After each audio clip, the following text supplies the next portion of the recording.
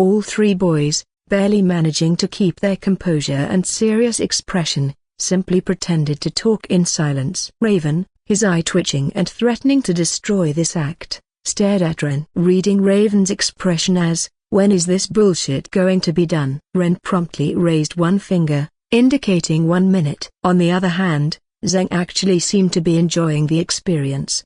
A little too much. His mouth was opening and closing as if he were actually screaming at the top of his lungs. The sound of his saliva sloshing together filled the silence, making the situation even more uncomfortable and comical for Ren. Unable to keep his expression straight anymore, Ren finally opened his mouth one last time before saying out loud, "Looks like we've come to an agreement." Sighing in relief, Raven clasped his hands together and nodded his head in agreement. But someone didn't get the memo. Zheng, with his mouth wide open, yelled ecstatically, "No, we haven't." As Zheng's scream echoed throughout the silent vault, Ren put one hand on his sword while Raven slammed his palm against his forehead. Behind the three boys, Zack and Irene actually stepped in, shocked by the sudden change in volume. Kanki, turning around, glanced at every single person before placing a hand on his katana, ready to strike. Seeing the main cast ready to attack them in a matter of seconds, Ren immediately stood up and desperately waved his hands around before saying, "No, no, no. We were talking about something else." Clearing his throat, Ren glanced around from the main cast and at the floor before awkwardly saying, "Ahem, we couldn't quite come to a decision regarding what we would be eating tonight." As the main cast stood in absolute silence, barely managing to keep a straight face, Ren continued, "As for the other point.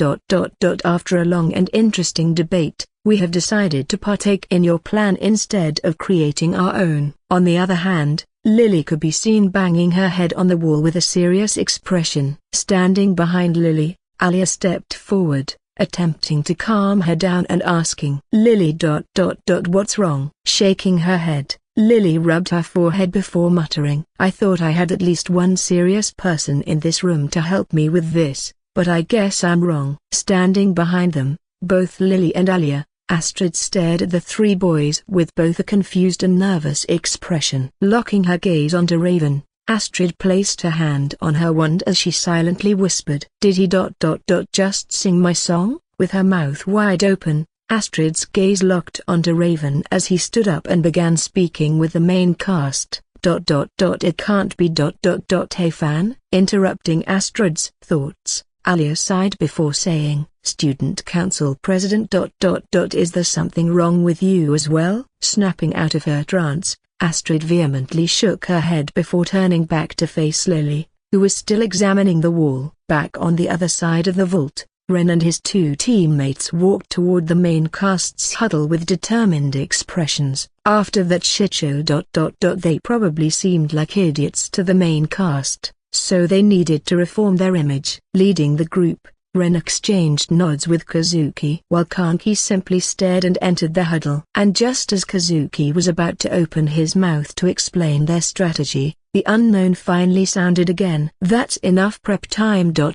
Now it's time for the real show to commence." Flicker, flicker, as the owner of the unknown voice's words echoed throughout the vault, the lights inside suddenly started flickering on and off. 1 second, it was pitch dark, and the next, it was all lit up. Repeatedly and repeatedly, the lights flicked on and off, throwing everyone in the room off. Seeing everyone begin to cover their eyes, Kanki immediately jumped into action, unsheathing his katana. Swinging his katana 5 times in quick succession, Kanki watched as 5 dark green slashes appeared before charging away. Each slash charged towards one of the 5 light fixtures in the room. Within seconds, the slashes hit their targets, immediately ceasing the flickering of lights and plunging the room into pure darkness. Shrugging his shoulders, Kanki looked up at the ceiling, presumably talking to the owner of the unknown voice, before saying, "If you can't choose light or dark, I'll choose for you." Behind Kanki,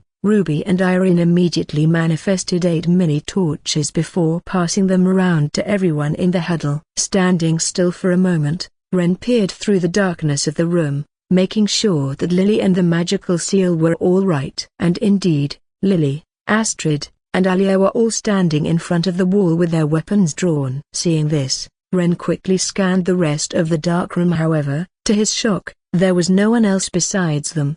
Perhaps the person had a way to avoid his eyesight. Considering all the various abilities and skills in the world, it was possible. But Ren still found it hard to believe. Picking up a torch and handing it to Raven and Zeng beside him, Ren glanced at Liam and Kevin, curious to hear their takes. As if responding to Ren's gaze, Liam held up his torch, illuminating the ceiling before saying, "What if he's not after the vault but one of us?" Shaking his head, Kevin recalled the information that Lily had divulged to them about the vault and its possible danger. Raising his head, Kevin swiftly argued back, "If he gets in the vault, then we're dead anyway. There was no point in targeting one of us when he could just kill everyone." Taking a slight glance at someone in the group, Ren, finally on Liam's side for once, calmly said, "If he wanted his target dead and the vault robbed, that would have already happened. He has to have another intention. He might want us or his target alive." Mulling over Ren's words, Kazuki hesitated for a moment before replying. "There's no point in trying to grasp his intention. His behavior is clearly erratic and unlogical, so his intentions would be practically impossible to read. Let's focus on our original mission of protecting the vault." Shaking his head, Ren immediately replied, "What more can we do to protect the vault? We're here.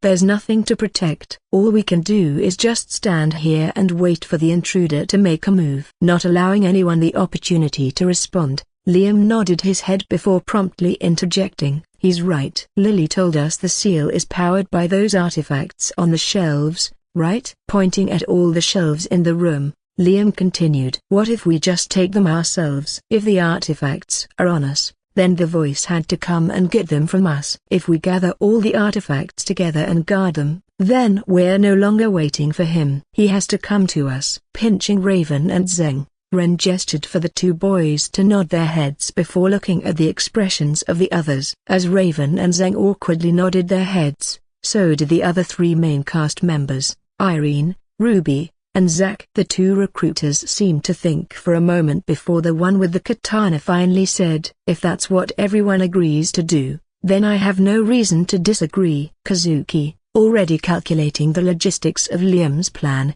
pointed at one of the shelves before saying, "We won't be able to hold all the magic artifacts with only 12 people." Pointing up the ceiling, Kazuki sighed before continuing, "Also it's clear that the owner of this voice can see us, or us. He wouldn't be able to tell when we're talking or not. Hiding them on our bodies is useless, then, because he'll just know exactly where they are." Taking Kazuki's words into mind, Ren sighed before asking an important question. "What if he can hear us all this time, even now, not just see us?" Nodding his head in agreement, Kazuki continued, "If he can see us, then I'm sure he can definitely hear us. So, let's continue with the assumption that all our actions can be seen and heard by our enemies. Putting all the artifacts in one spot is stupid, as though they make it easier to defend. It also makes it much easier to destroy. So, instead, let's just take them out," Kazuki said, pointing at the hole that led to the underground space. "Let's take all of these artifacts out." As silence descended amongst the group, Kevin glanced at Lily before saying, "How do distance affect how these tools power up the seal? Like, if we get farther away with the tools, doesn't the seal also get weaker?" Coming to the same conclusion, Kanki nodded his head and turned to face Kazuki. "You want us to purposely weaken the seal and give the robber an easier time?" With a clear smile on his face, Kazuki said, "Yes." Ren, honestly dumbfounded at the idea of this recruiter, started to shake his head. Was he trying to fool the owner of the unknown voice? "You know, say one thing, then do the other thing. It would be a good idea. If not for how obvious it was. Not only a second ago, this same person had said that they knew that they were being both watched and heard by the intruder. Even a baby would be able to comprehend this stupid trick. So, Ren was befuddled as to why the spear-using and spear-riding recruiter was doing something so basic. However, at the same time, Ren couldn't ask. There was a possibility very slight that the intruder could also fall for this trick. So, If Ren exposed the trick to the intruder who was listening, the plan and trick would be over. Looking around at the other main cast members, Ren was able to tell, based on their wide-open mouths and confused expressions, that they had also come to the same conclusion as him. Turning around, Ren was going to make sure that Zheng didn't say anything. However, Zheng was nowhere to be found. Immediately glancing around, Ren found Raven before quickly asking, "Where is he? That idiot." With an exasperated expression, Raven simply sighed before pointing to the other side of the huddle. Following Raven's finger, Ren saw Zheng. But not only Zheng. Standing right next to Zheng with a smile on his face was Zack. Zack and Zheng. Quite the combo, don't you think, boss? Raven. Are you being sir? Shaking his head, Raven copied Ruby's gesture from earlier and placed a single finger over his lips, signifying that Ren was quiet. Smiling, Raven shrugged his shoulders and said, "Haven't you heard? Two negatives make a positive." "Well, those two are more like positives and optimists, though." "Wait, two positives make a positive, right?" Staring at Raven with a deadpan expression, Ren ignored his clear lack of basic math skills before looking at the amazing duo. Wait, what? Within the few seconds that Ren had looked away from them and back at Raven. Their progress had already started. Zack now had his arm wrapped around Zheng's shoulder, and they were already engaged in what could only be the stupidest and the most nonsensical discussion of all time. Unable to quite articulate words, Ren peered around the room again, hoping to find any signs of the intruder. He did not find the intruder as expected, but Ren did spot Lily and the other two girls walking away from the wall and towards them. Just as Kanki was about to open his mouth to say something, Lily suddenly entered the huddle and interrupted. "The seal is perfectly intact. Whatever the intruder is planning, it seems he's taking it slow." Ren, about to open his mouth to respond, suddenly shut it as Zack's voice spoke from beside Zheng. "Hey, Lily, let me catch you up on what we've been discussing." First, after a very long and semi-violent debate, the reinforcements from the principal decided to join us. Next, we heard the voice and decided that he was definitely listening in. As Zack continued his summary, Ren glanced at Kazuki, who was also looking at Ren at that very moment. Making eye contact with the spear-using recruiter, Ren simply nodded his head, acknowledging his presence. Right now, he was not in a position to disagree with Kazuki's plan, even if it was so obvious, as he didn't even have another plan to suggest. As Kazuki nodded his head in return, the main cast, Astrid, and Ren's teammates awkwardly stood as Zack continued his summary of our discussion. After a couple of seconds, Zack finally ceased talking, and Lily nodded her head before turning to Kazuki. "Distance does indeed affect the power of the seal." Seeming like he already knew that information, Kazuki simply nodded his head before returning his attention to the magical artifact-filled shelves. Shrugging his shoulders, Kazuki once again asked, "So, everybody is in agreement with my plan?" If someone disagreed with Kazuki's plan, they would have to suggest another plan in turn, so everybody just nodded their heads. Ren doubted that moving the magical artifacts out of the vault and into the underground space would weaken the seal to the point where it would just break, so there wasn't any worry about the mystical beast inside breaking out. That was proved by Lily's non-disagreement with the plan. If she believed that the beast would break out if we moved the artifacts, she would definitely disagree with Kazuki's plan. However, the concern was that since the seal was weakened, the intruder would be able to break through much easier. Destroying the foundation of the seal, or in this case, the magical artifacts that powered it, was the most straightforward way to break through a seal.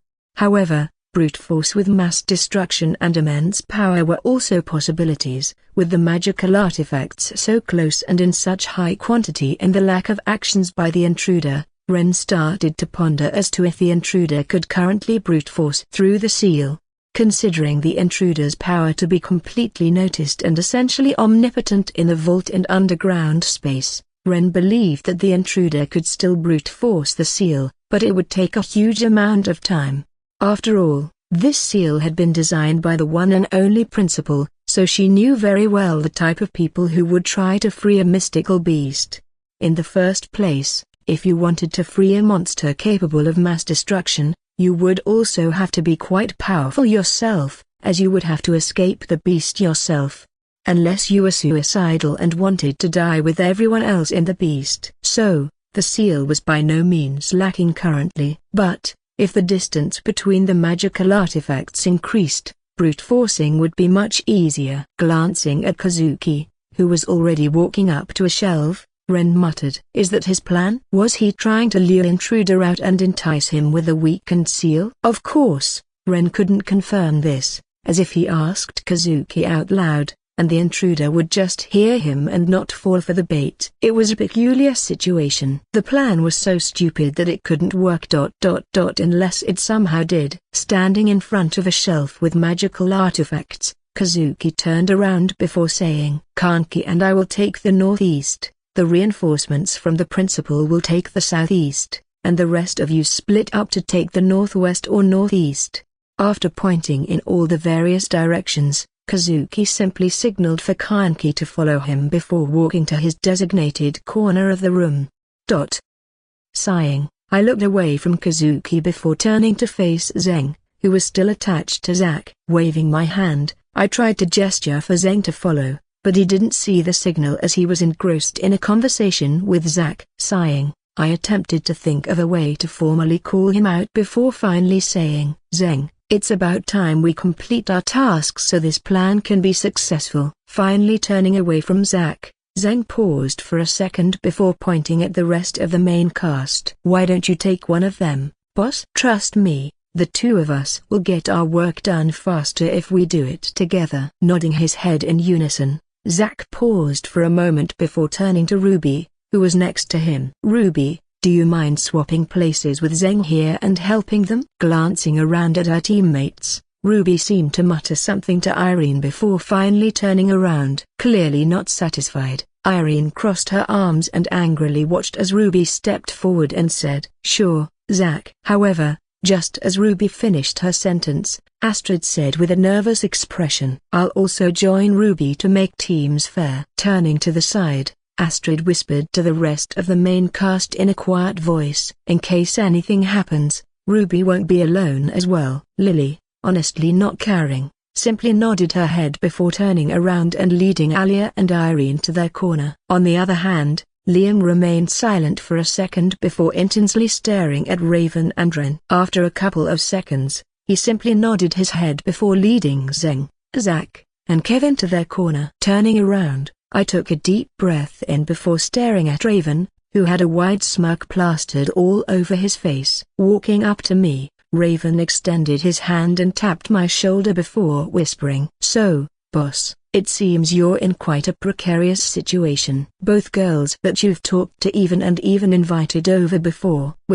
Cutting Raven off mid-sentence, Ren muttered before pinching Raven. Tread carefully. As Raven and Ren bickered, Astrid glanced at Ruby before walking forward toward the two boys. She had to find out how the boy knew the lyrics to her song, and what better chance was right now. Following Astrid, Ruby headed towards Ren and Raven, who were already walking towards their corner. As the four arrived at their designated corner, Ren cleared his throat before saying, Ahem, my teammate and I will take C. However, before Ren could finish his sentence, Astrid suddenly pointed at Raven before saying, If we're going to be working together, we'll need to work and bond as a team to trust each other. Splitting up right now isn't going to do anything. Pretending to think for a moment, Astrid shrugged her shoulders before saying, I'll work with the shorter one, and Ruby can work with you. This will also help ease the tension for one, as we inevitably get in a battle and have to work together to fight against the intruder. Not giving anyone else a chance to speak up or react, Astrid walked over to one of the shelves and began collecting the artifacts, starting from the top and working her way down. Glancing at Ren, Raven smiled as if saying, Looks like someone already made the choice for you, boss. Nodding his head, Ren waved Raven away and sent him to Astrid's shelf to help with gathering the artifacts. Staring at Ruby, who had a completely plain expression, Ren tried his best to keep a straight face as he extended his hand and said, My name is Hiro.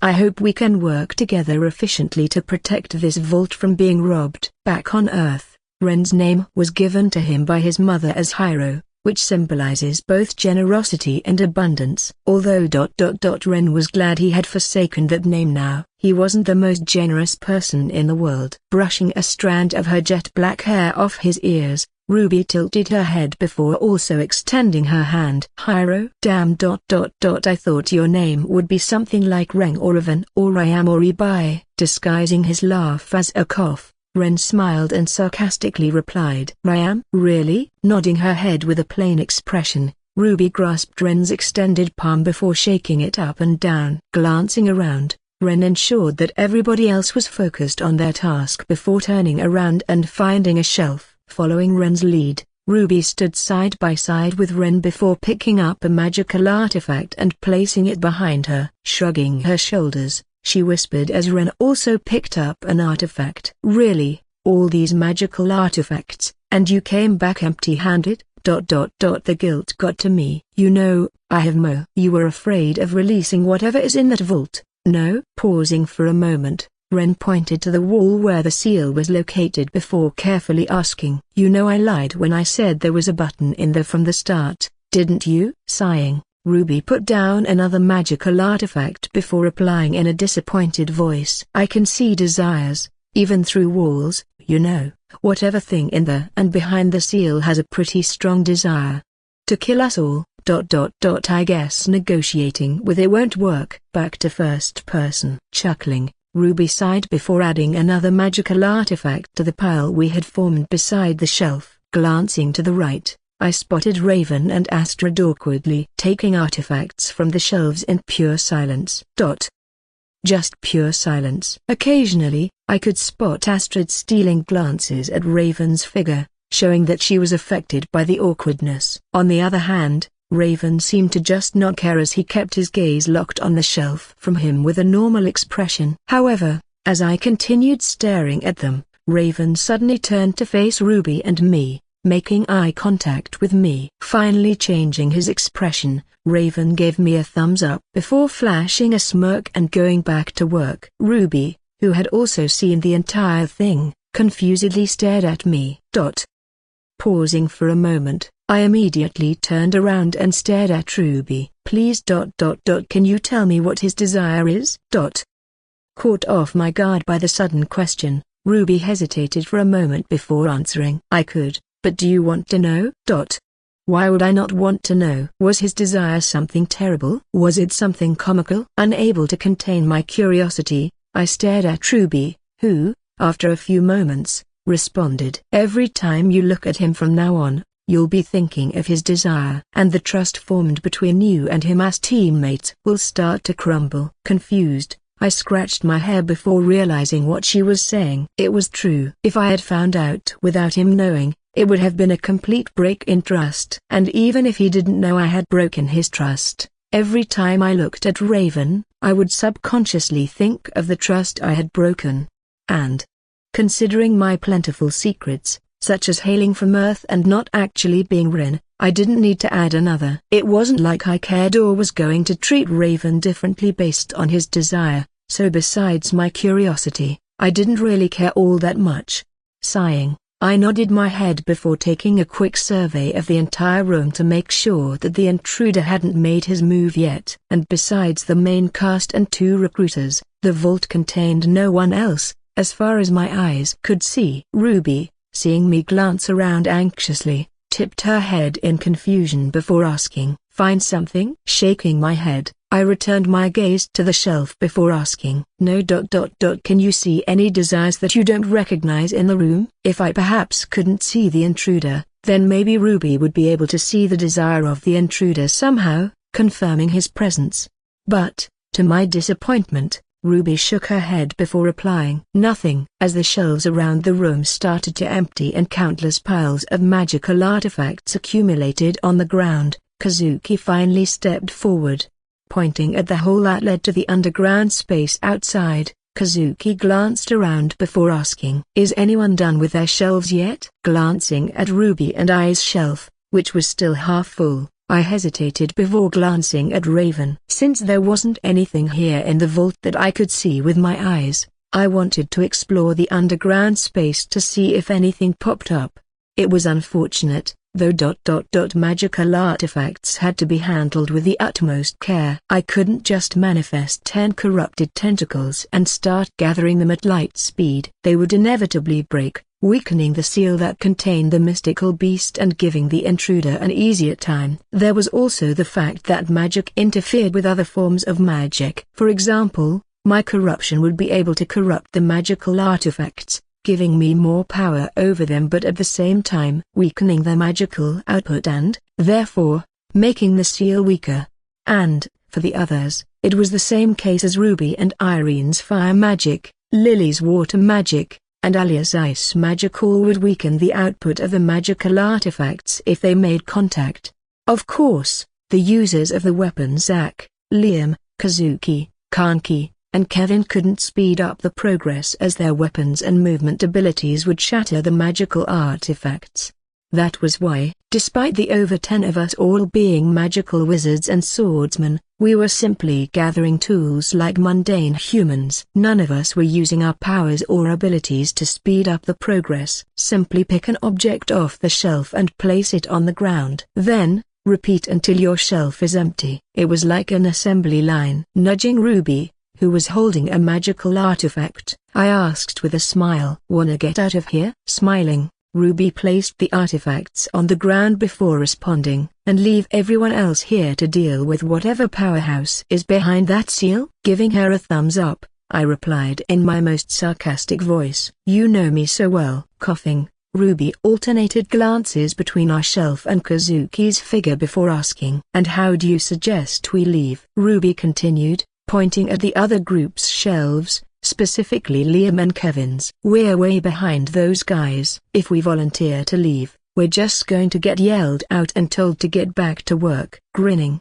I glanced around for a second before taking a deep breath. Gesturing for Ruby to get behind me, I created a piece of physical corruption in my hands before molding it to take the shape of a human. Starting from the ground, I carefully worked my work with the physical corruption until the head and hair were finally done. After a couple of seconds, I had made 2 human-like sculptures, which barely reassembled me as I didn't have enough corruption to add the fine details.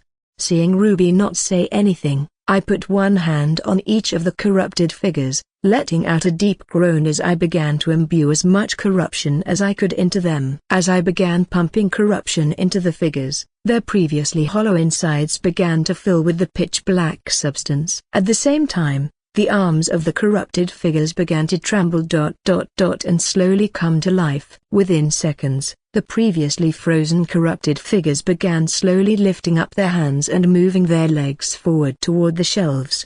Taking my hands off the 2 corrupted figures, I panted for a couple of seconds, exhausted as I had never infused 2 corrupted figures with corruption at the same time.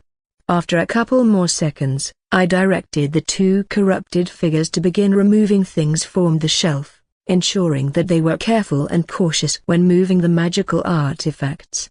Turning around, I pointed at the distraught Ruby before saying, "Quick, before someone else finishes their shelf." Regaining her composure, Ruby stared at the 2 corrupted figures for a second with a confused expression before finally nodding her head. And thus, Ruby, the 2 corrupted figures, and I officially started an assembly line for magical artifacts. The 2 corrupted figures picked up artifacts from the shelf and handed them to Ruby and I, depending on who was available. Then, the 2 of us would place the artifact on the ground before turning back around and repeating the same action over and over again. Was it efficient? Yes. Was it sustainable? Questionable. What was I supposed to tell the others when they saw me making sculptures and turning them into living things? It was also possible that they would connect the dots between Ren and my disguise, as I had shown similar abilities before when I cloned Liam and used it as a distraction. Within a minute, Ruby and I had already caught up to Raven and Astrid, and we were slowly catching up to Kevin and Liam. Receiving an artifact from the corrupted figure, Ruby turned to me before asking with an exasperated expression, "You are, quite possibly, the most unpredictable person in the world." Shaking my head, I added a magical artifact to the pile on the floor before replying. Then, You must be the best guesser in the world. After all, you've managed to catch all of my tricks. From the start, back on the cruise ship, and during the incident, Ruby found me out as an anti-hero, and after that, she was able to discern my participation in every incident, even the dream where we had advanced from D rank to C. Smiling, I took the last artifact from the shelf before placing it on the floor, demanifesting the two corrupted figures. Just in time. Raising my head, I said to Kazuki, who had gone back to observing the room for any peculiarities. We have finished collecting the artifacts from our shelf. If necessary, we can begin transferring them. Not even bothering to look at me, Kazuki simply nodded his head before pointing at the hole that led out to the underground space. Tapping Ruby on the shoulder, I whispered, "Just once. Tell me his desire, please." "He's really starting to piss me off." Nodding her head, Ruby stuffed as many artifacts as possible into her arms before replying. "You want me to give you the desire of teammates just so you can exploit it for your own benefit?" Vehemently shaking my head, I corrected Ruby. "Not for my own benefit. It's for everyone's benefit." Watching Ruby walk away while laughing, I picked a couple of magical artifacts off the ground before following her. Arriving at the wall where the hole was located, the two of us awkwardly stood there, alternating our gazes between our filled arms on the wall. Breaking the silence, Ruby took a deep breath before asking, "So how do we get up?" Alia had ice magic, so if she manifested a staircase up to the gap in the wall, we would just slip and break the artifacts. And, obviously, Lily's water magical and Irene's fire magic wouldn't be of any help. Sighing, I pretended to facepalm before confidently responding, "There's only one way." Raising my right hand to my eye, I slowed my perception of time, feeling my surroundings shift around me. Carefully, I put down all the magical artifacts I had on the floor next to Ruby before turning on the wall. With time still slowed, I immediately began scaling the wall, arriving at the gap just as time resumed to normal. Finishing my sentence, I waved down at Ruby before continuing. "Throw them. I won't drop it. I promise." To my surprise, Ruby wasn't surprised at the fact that I had completely disappeared from her side and reappeared in the gap. She simply turned around before looking upwards and staring at me. Cocking back her arm with a magical artifact in her palm, Ruby responded back, "If you want to impress me, you're going to have to try much harder." As those last words came out of Ruby's mouth, she rushed her hand forward, releasing the magical artifact. Then, in a swift and clean arc, the magical artifact soared up into the air before perfectly descending into my open palm. "How are you so good at throwing?" Was she a pitcher or something? First snowballs, and now magical artifacts? Ignoring my question, Ruby simply smiled upon seeing my surprised expression before launching another magical artifact right into my palms. Within less than a minute, the pile of magical artifacts on the floor next to Ruby disappeared, reappearing right next to me and the gap. Throwing the last magical artifact at me, Ruby finally said, "I've been practicing for our next one. Since our snowball fight."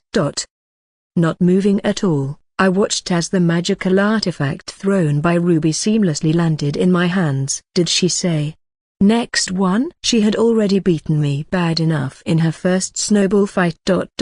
How was I supposed to survive another one after seeing this? Breaking me out of my trance, Ruby began climbing the wall, reaching the gap in only a matter of seconds. Reaching the gap, Ruby dusted the dirt off her clothes before staring at my figure. With a wide smile, she nonchalantly shrugged her shoulders before saying, "Impressed?" Nodding my head, I turned around to face the underground space before muttering, "More like scared." I had been throwing my daggers since I had first gotten them from the academy, and she still had way better accuracy and power than me. Crouching down, I picked up some of the magical artifacts before walking through the gap with Ruby shortly following behind me. After a couple of trips back and forth between the gaps, the magical artifacts had been successfully transported out of the vault and into the underground space. Whether that was a good or bad idea remained unknown. Turning around, Ruby was about to head back through the gap and into the vault to transfer more artifacts. Stopping her mid-crouch, I walked forward into the underground space before saying, "When you were fighting the jinns with Liam and Dem, did you notice anything was off?" Hesitating for a moment, Ruby seemed to think before replying. Their fighting in itself wasn't weird. And their terrible coordination and teamwork were to be expected, considering they are jinns. Pausing mid-sentence, Ruby turned around and stared at the remnants of her battle with the jinns before continuing. But after a while, I did notice something wrong. We killed hundreds upon hundreds of them. Yet they still continued coming. I know this may sound stupid, but I think even jinns have some sort of brain or intelligence. Shouldn't they have noticed that simply flooding us was going to lead to their inevitable death? Nodding my head, I recalled how I had noticed earlier that the jinns had no regard for their lives as they continued rushing at the main cast's makeshift fortress. Something was off with those jinns. If they were normal, after the first few waves of them perished to the main cast, the rest should have stopped and tried to escape. After seeing their teammates die ruthlessly, they would usually run away and attempt to save their own lives. It was almost as if they were being controlled or forced to rush at us. But who could possibly control jinns, a group of people known for their untrustworthiness, chaos, and uncontrollable behavior? Walking to the edge of the obsidian door, I stared downward at the ice walls that Alia had made before replying. The voice ... He was controlling those jinns somehow. That's the only connection that I can think of, though I knew saying it out loud was stupid, as it was possible he was listening in on us. I didn't think it mattered whether he knew that we knew he was the jinn's controller. Perhaps, coming to the same conclusion as me, Ruby clearly wasn't afraid to voice her thoughts out loud as she responded. It would make sense. But what was his goal? What did he gain from controlling the jinns? In the end, we killed them all, so he just lost an entire army of jinns for nothing. He didn't even do anything during the fight with the jinns. You were the one who broke into the vault and created the gap, right? The owner of the voice and controller of the jinns just stood still. And watched. Shaking my head, I sighed and looked up at the ceiling, where the crater from my purple orb was located. Whenever I thought about the voice and its dangers, it always boiled down to one question. What was his end goal? His erratic and unpredictable behavior simply made it impossible for me to identify his aim. It was almost like ... he didn't have any goal or something he wanted to achieve. Agreeing with Ruby's words, I began walking down the obsidian door before saying, "What if he's truly gone crazy?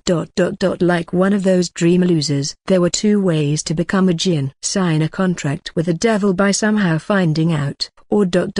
trying a dream to advance your rank but failing. The more dangerous of the two were the dream losers. After all, they had already truly died once in their dream, so why would they be afraid of death in the real world? What if the owner of the voice was one of them? What if he was simply toying around with us, like the producers of a game show and their contestants? Thinking about my words, Ruby halted for a second before responding. "It's possible but unlikely." How would he be able to come up with a plan like this? Most dream losers would simply bum rush in and kill every single one of us or capture and torture us. From the controlling of the jinns to the ability to project his voice in the vault and see everything that was happening, it was clear that this plan was well thought out and very well prepared.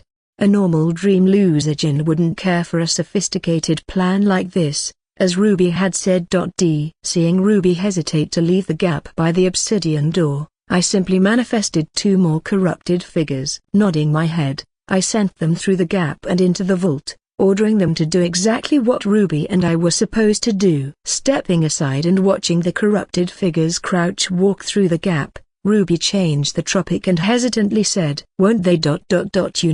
notice it's not us?" Since I wanted to conserve corruption for the fight, I had just made the most basic corrupted figure with no care for cloning someone.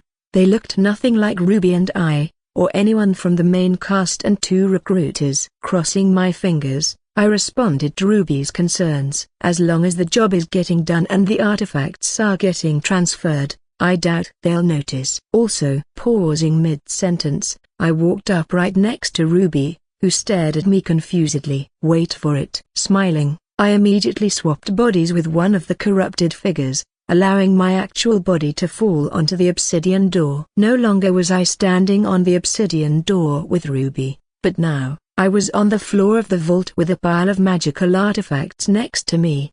I guess I'm the thrower now. Taking a peek over my right shoulder, I spotted everyone continuing to mindlessly collect the magical artifacts. Every so often, though, one person would suddenly stop working and move around, searching for any traces of the intruders. Normally, my strategy would have just been to let my corrupted figure function, as everybody would just ignore it as long as the job was getting done.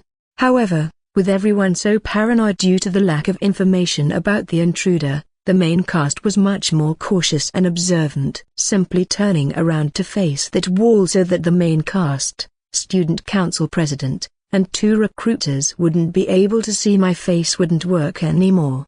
So instead, I decided to call in a favor. Glancing to my right, I spotted 2 familiar figures taking magical artifacts off their designated shelf. Holding up my hand to cover the side profile of the corrupted figure, I slowly walked towards the 2 girls. After only a couple of footsteps toward them, the 2 had already noticed my approach. Turning around simultaneously, both Lily and Alia stared at the distorted and poorly detailed face of the corrupted figure. It was pitch black except for 2 holes for the ear, a hole for the nose and mouth, and 2 ears from the edge. Immediately, Alia pulled out her magic sword, covering it with a layer of pitch blue ice, and opened her mouth, ready to scream. However, before Alia could fire off her ice sword and scream out, Lily stepped forward, placing a hand over Alia's mouth. Staring at Alia, Lily simply sighed before whispering, "Calm down, let me take care of this." Since I had already shown my ability to clone when I had made replicas of Liam,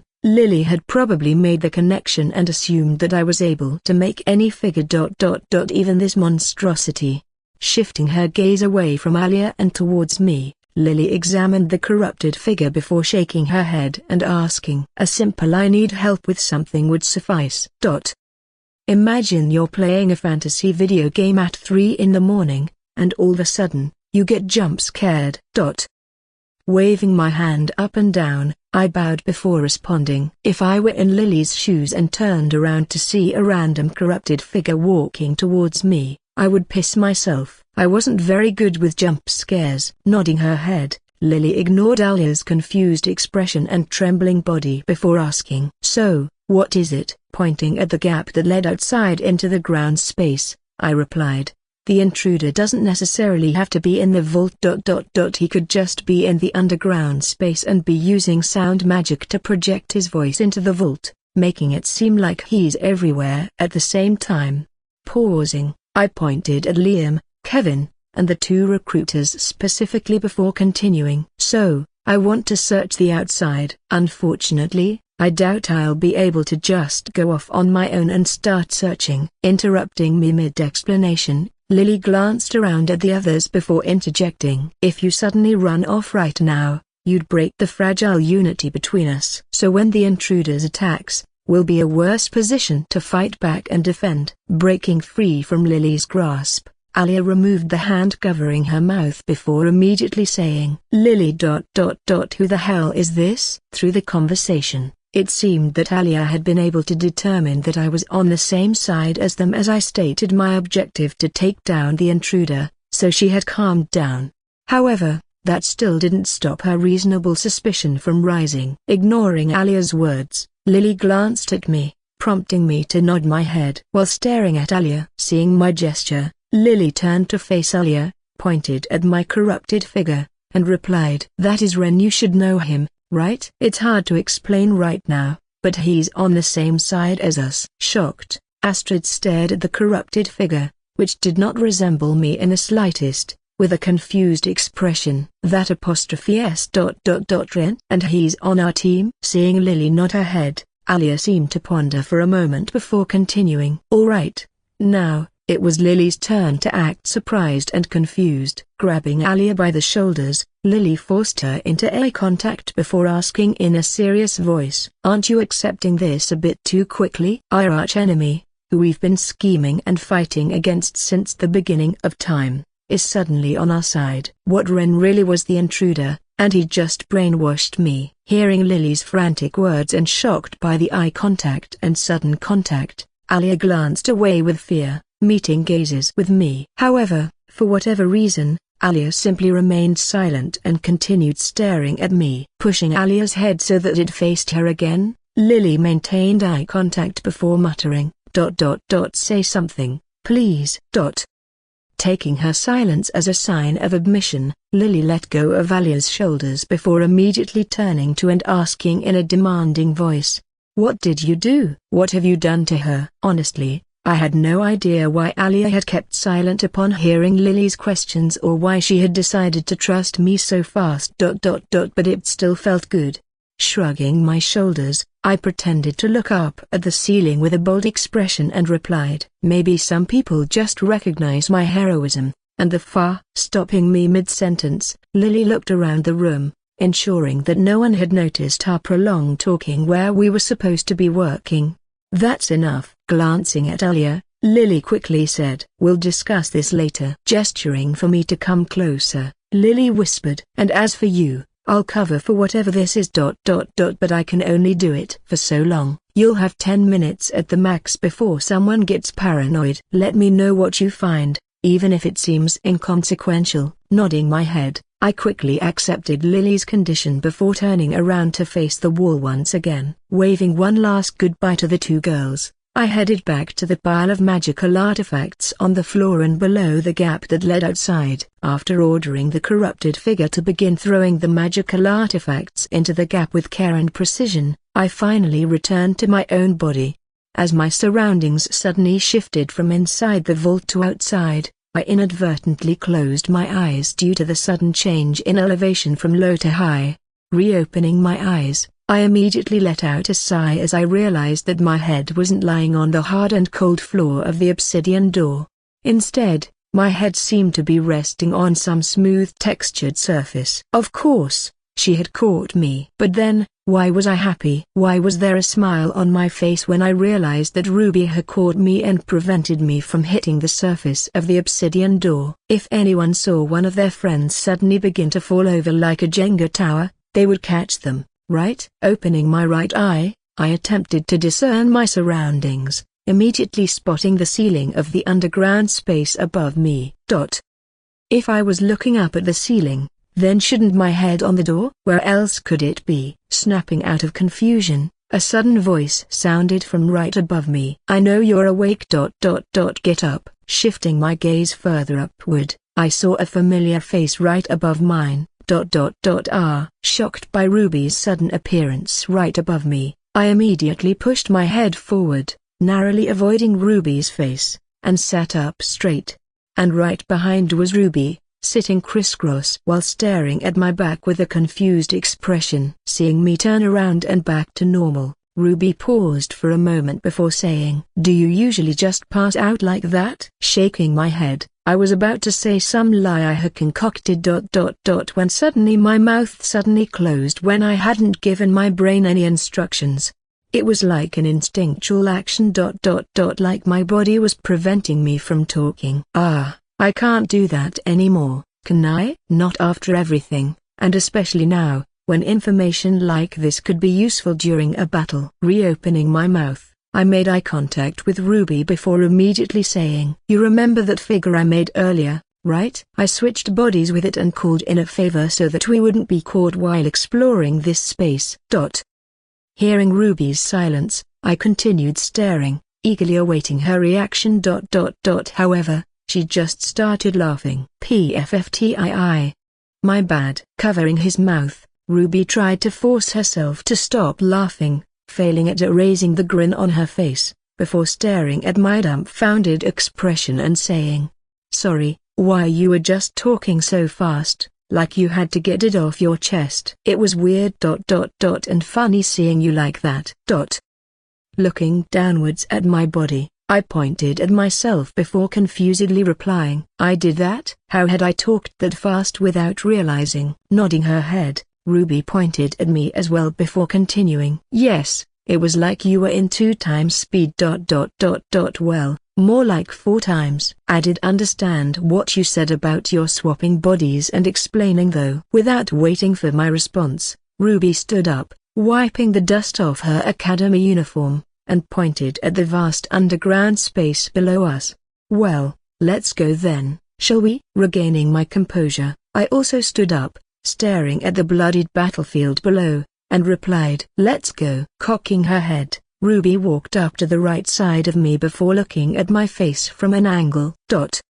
Nothing, you just seem more excited now than before when you said it. I do? Maybe telling the truth made me feel more excited. Should I tell the truth more often, then? In the previous days, I had always lied, even about small things. For example, when Jin and Han ask me in class, where are you going? I would just say the bathroom when I fully intended to go on a walk alone through the hallways of the first-year building. I honestly lied more than I told the truth at this point. But until now, I hadn't really seen a problem with that. What could one simply lie about my whereabouts cause? Shaking my head, I simply smiled and looked at Ruby before jumping off the obsidian door. Landing on the ground of the underground space, I stared at the ice pillar next to me before turning to Ruby, who landed a second after me. We have 10 minutes and a lot of area to cover. My enhanced eyesight couldn't see through walls, bodies, or ice pillars, so I couldn't just stand in the middle of the room and do a full 360 degrees, scanning everything. I had to go around every part of the room and actually look around as rocks, bodies, and other various after effects of the earlier battle blocked my enhanced eyesight. Tracing her hand along the cold surface of the ice pillar, Ruby seemed to think for a moment before responding. Splitting up wouldn't make sense. It's better to make sure that an area is completely clear by confirming with 2 people. If we do it alone and split up, we could miss something like a pair of footsteps or weirdly shaped rock. In this case, I had to agree with Ruby. The owner of the voice was clearly good with hiding and sneaking, as he had mentioned getting into the underground space in the first place. Clues were going to be hard to find, if not non-existent. Ruby could potentially miss a weird clue, then, and mark off a space as clear when it actually wasn't. Nodding my head, I took a glance around before immediately looking back up at the ceiling. Pointing up at the huge hole in the ceiling that had been created by my dark purple orb, I said, let's start there. Nodding her head in agreement, Ruby also glanced upward at the large crater in the ceiling before responding, a higher vantage point would help when searching through this mess. Focusing on my body, I attempted to feel my remaining corruption flowing inside my body, slowly moving it all towards my stomach. As the corruption accumulated in my chest, I slowly began channeling the blood red substance, opting out of using mana in order to conserve it for later. Within a few seconds, the blood red substance and pitch black corruption collided, sending a surge of shock through my body. And when I reopened my eyes, a pitch black and blood red wing appeared on my right shoulder. Although she had seen it before, Ruby still sat at the hanging wing with her eyes wide open, shocked at its sudden appearance. Pointing at the blood red and pitch black wing, Ruby curiously asked, so you part bird or something? It's a skill book I picked up. Don't worry, I'm still human. Nodding her head with her eyebrows slanted, Ruby stared at me for a couple more seconds, prompting me to ask, and do you have a way to get up? Pretending to rub her chin, Ruby looked around for a moment before pointing at the wall and saying, I was going to climb ... but if you're Urin. Shaking my head with a grin, I interrupted her mid-sentence. Oh? I don't ever recall offering you an appreciate it, and I'll take you up on your offer to fly me up. What a kind soul you are. Not letting me finish my sentence, Ruby jumped up from the ground before walking towards me with a determined expression. Standing a few feet in front of me, Ruby awkwardly glanced at me, avoiding eye contact, before letting out a sigh. Not wanting to waste any more time and afraid that my corrupted figure would be caught, I simply turned around, with my back facing Ruby. I leaned downwards before pointing at my back and saying, are you getting on or climbing? After a couple of moments of silence,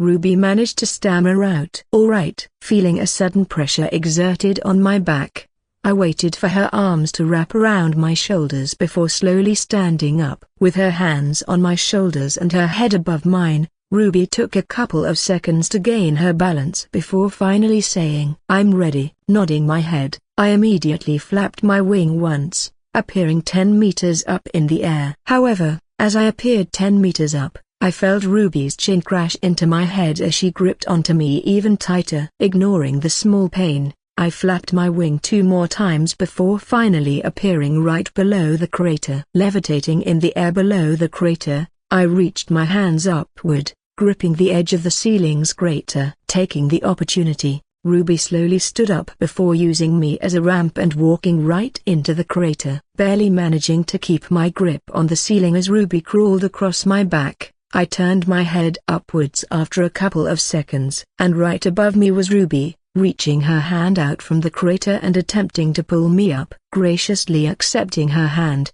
I manifested the wing before finally climbing up to the crater. As my legs touched the floor of the crater, Ruby fell back onto the floor, panting out of exhaustion. Also, breathing heavily, I took a few moments to gather some air before finally beginning to look around the crater. The massive hole in the ceiling was structured quite interestingly. Since the trajectory of the purple orb that I had sent was slanted on, not straight, there was some space beside the hole that led back into the underground space.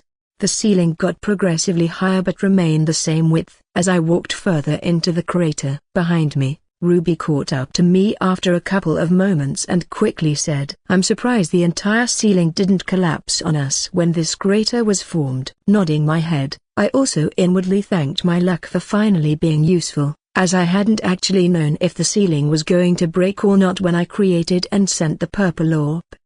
Seeing Ruby suddenly stop and fall behind me, I turned around and saw Ruby standing in front of the crater's walls. Walking up behind her, I stared at the wall, which seemed completely normal as it was just rocky and covered in dirt. "Did you notice something?" Keeping her gaze locked onto the wall, Ruby placed her finger and traced the wall before finally replying, "It's a bit too perfect, isn't it? Shouldn't some rocks be protruding from the wall? Why is it completely flat?" Also, placing my hand on the wall, I traced from the top to the bottom, and indeed, it was a completely flat surface. And this wall wasn't an exception as I stared around and quickly noticed the same thing across all the other walls. Their rocks, instead of protruding from the wall, had simply been cut into half or pieces and flattened. Perhaps my purple orb had some special ability like that? But then, that begged the question, where did the pieces of rock that cut off go? In unison, both Ruby and I glanced at the ground below us, but it was the same. Completely flat, devoid of any sticking out rocks, and besides a few pebbles, just dirt. Where had the pieces of rock gone? Bang! Catching me completely off guard, Ruby raised her foot before slamming it downwards into the ground. Feeling the ground below me shake, I immediately looked around in shock before saying to Ruby, "Are you trying to destroy this whole place?" It was lucky enough the ceiling hadn't collapsed when I had sent the purple orb, so now, we were pushing it by stomping on the ground. Ignoring me, Ruby slowly raised her right foot once again, third-person point of view. Then, without any hesitation, Ruby stamped her foot downwards on the ground, causing the ceiling to shake once again. A small hole formed under Ruby's foot, allowing the two of them to see downwards and into the underground space. However, that hole was growing with every passing second. A second ago, the hole was the size of Ruby's shoes, but now it had grown into a massive circle that was large enough for his entire body to fall through. Seeing the expanding hole, Ruby immediately jumped backward to avoid falling through the ceiling and gestured for me to follow. Having already activated the usage period of the dash when he felt the floor crumble, Ren simply used the dash, appearing 10 meters behind the hole. Not shocked at all, or perhaps not caring, Ruby simply stared as Ren appeared in front of her before finally answering his question.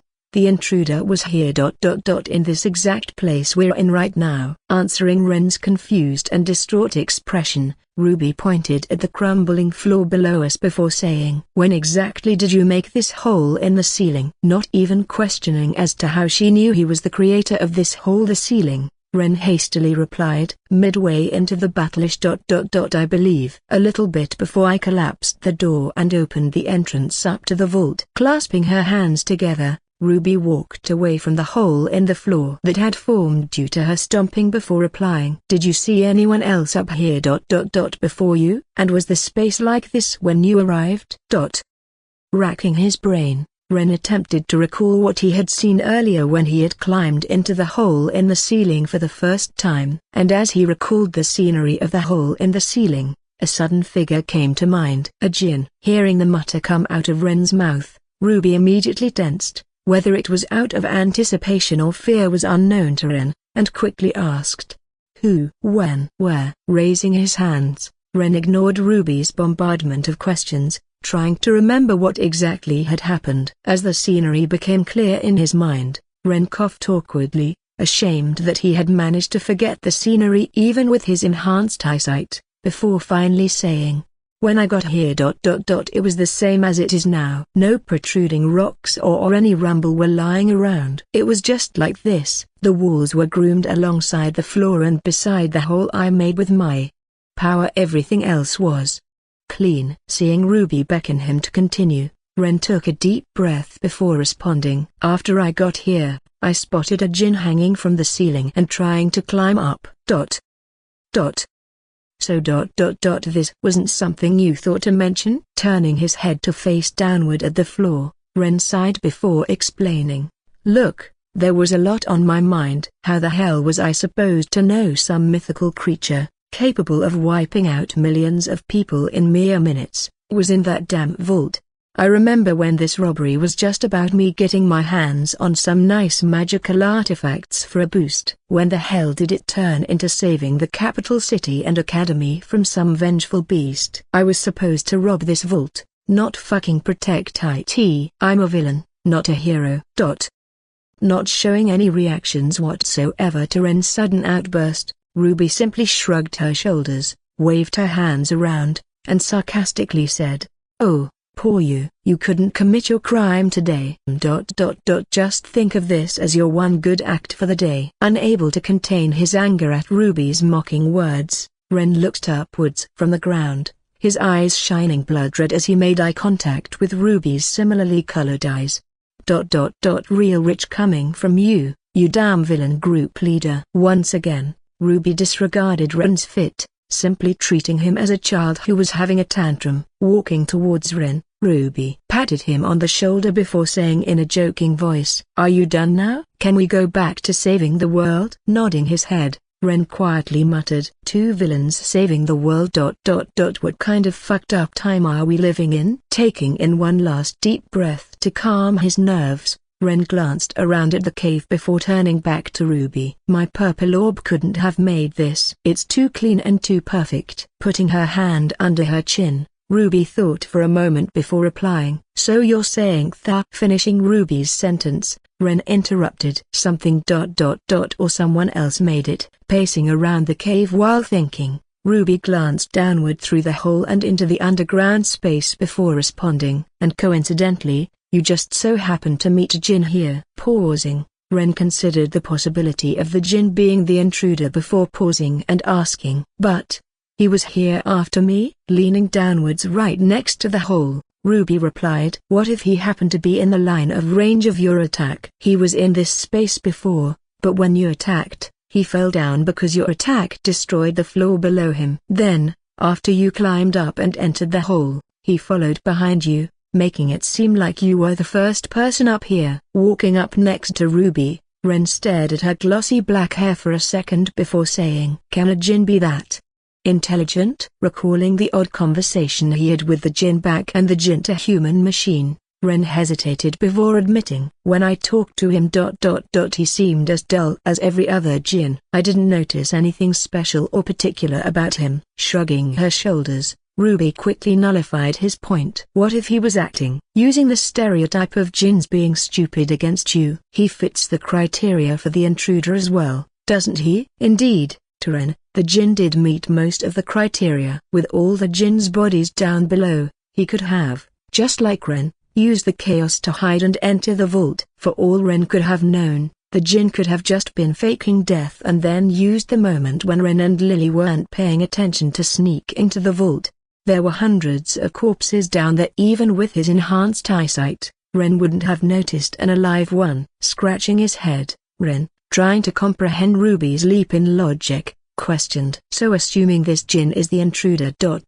You're saying that he made this space far earlier than I sent the purple orb? Nodding her head in agreement, Ruby stood back up before replying. There was definitely time. Those two recruiters that you saw earlier in the vault weren't there at the start. While the others and I were overwhelmed by the horde of Jinns at the beginning of the fight, the intruder could have easily sneaked up into the ceiling and made that area.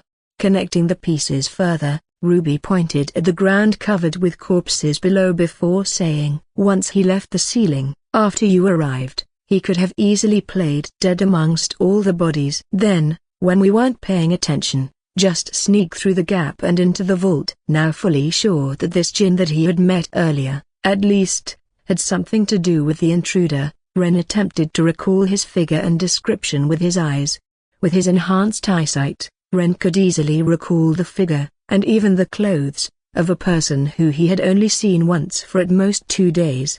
And it had been less than 2 hours since Ren had seen that Jinn. Surely, he would, at the minimum, be able to recall the face of that Jinn. Yet as he racked his brain and strained his eyes, nothing came to mind. It was weird. Ren could perfectly recall his conversation with the Jinn and the words said, but not even the clothes of the Jinn were apparent in Ren's memory. Even the backdrop at the time of their conversation was clear. Ren could recall the shapes and colors of the wall that the Jinn was standing in front of without any problems. But the Jinn's figure was just blank against the perfect backdrop of the wall. All Ren could see in his memory was a blurry figure where the Jinn was supposed to be. Like he had never been there in the first place. Seeing Ren zoned out, Ruby quickly tapped him before saying, You don't remember the Jinn's appearance or anything? Seeing Ren go completely silent, Ruby sighed for continuing. Now that's odd. You usually remember everything, even the smaller details. Noticing Ruby practically read his thoughts, Ren shook his head before saying, it seems that this Jinn's ability is related to invisibility and avoiding the detection of others. Even me. Agreeing, Ruby nodded her head before walking to the edge of the hole that led down into the underground space. It was one thing that Ren was not able to see the Jinn. But the fact that he couldn't even remember the Jinn's appearance, despite staring at him for a solid couple of seconds, was concerning.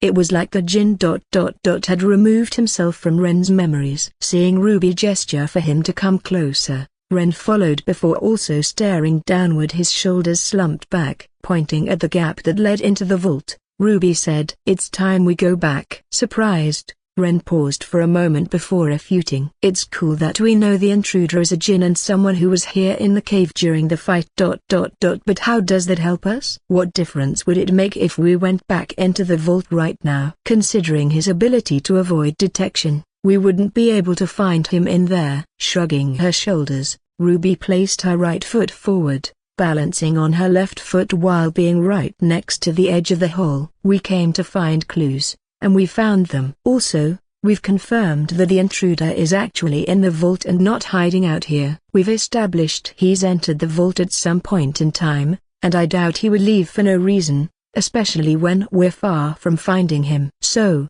he's most likely still in the adult. Nodding his head, Ren pondered for a moment before slowly nodding his head. With a smile on his face, Ren pointed at the vault before saying, damage. If he takes damage, his invisibility or whatever ability that gives him immunity goes away. When he was hit by my purple orb, I could see him, but after that, and until now, he was invisible to me. Ruby, seeming to understand Ren's idea, sighed before replying, he could be anywhere inside the vault.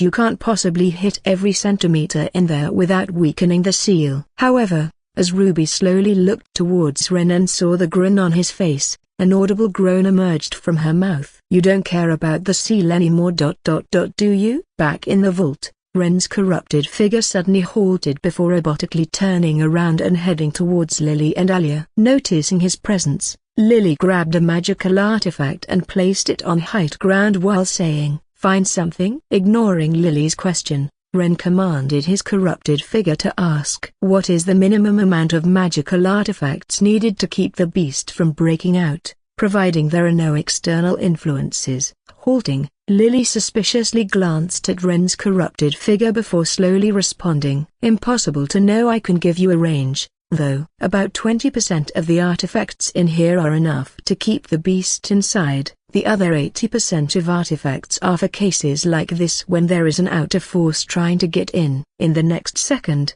the corrupted figure suddenly began to melt and disappear, causing both Lily and Alia to step back in confusion. As the corruption from the figure dripped to the floor before eventually disintegrating and disappearing from sight, Alia turned to Lily with a confused expression.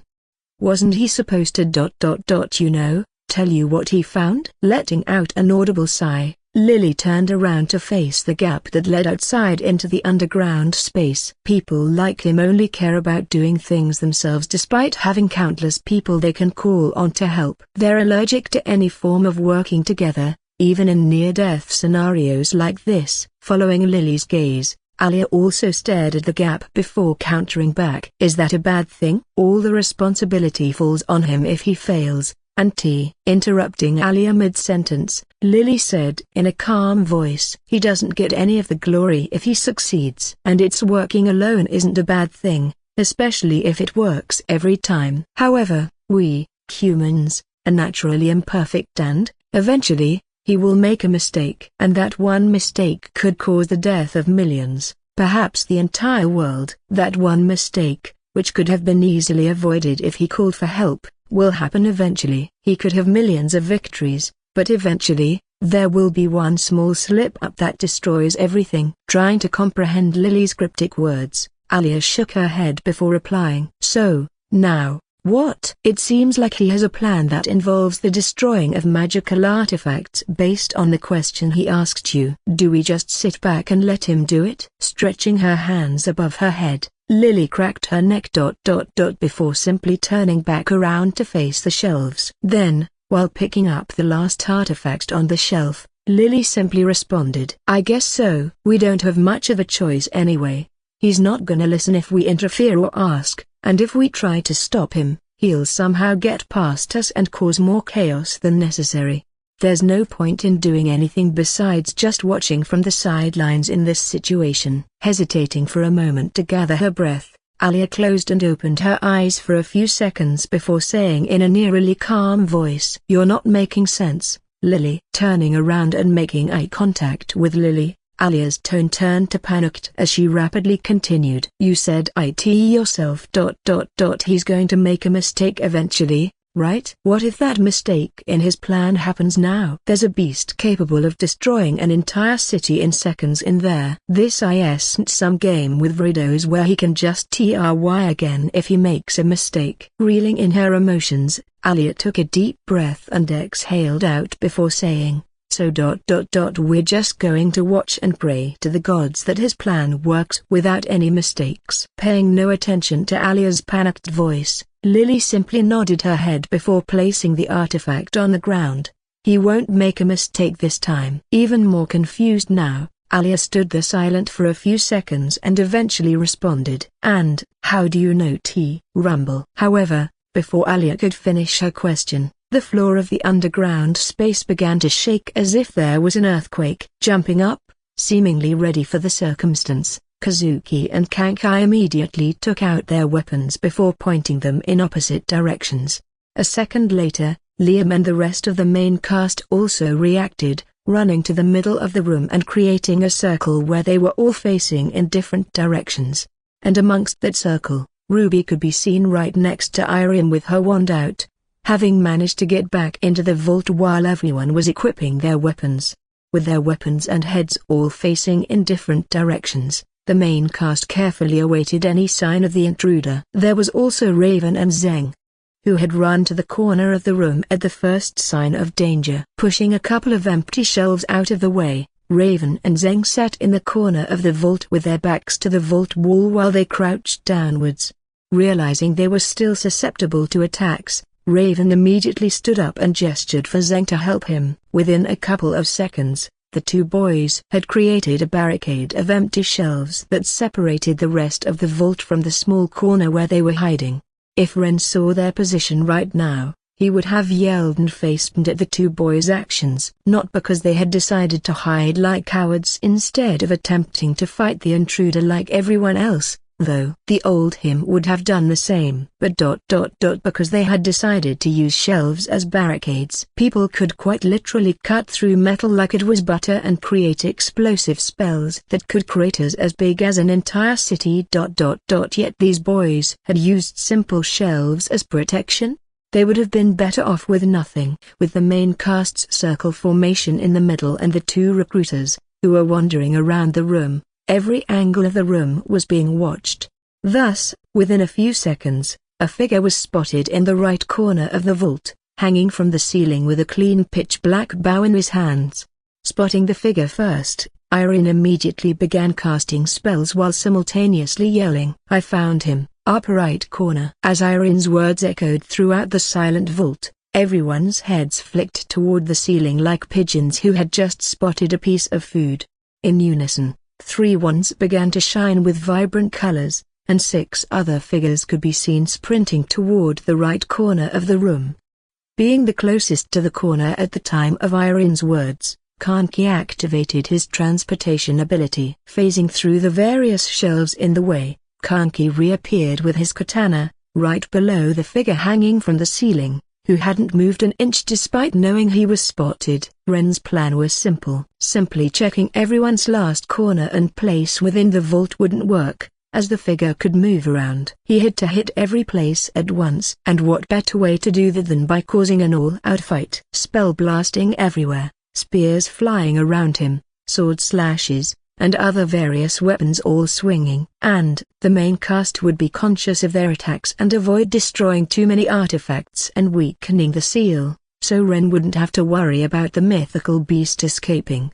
There was no way that the intruder would be able to dodge every single one of those attacks. He would have to be hit at least once. And when that happened, as he became visible again due to taking damage, Ren would be the ready to reap. Of course, there was one requirement for that plan. Ren had to survive until then. There was also the possibility that the intruder used all the chaos and distraction to slowly destroy artifacts and weaken the seal. But, thankfully, Ruby would be keeping watch when he couldn't, making sure that wouldn't happen. Unbeknownst to Ren, though, 2 figures were letting out deep sighs while staring at him. Hanging from the ceiling, shaking her head with an exhausted expression, Alia turned to Lily and the circle-like formation before muttering, "Let me get this straight." Ren and Ruby left the vault to search. Then, Ruby comes back alone with nothing to show. Finally, coincidentally, this intruder happens to show up right as Ruby comes back without Ren. And to top it all off, Ren sent whatever that cloner was to ask you a question,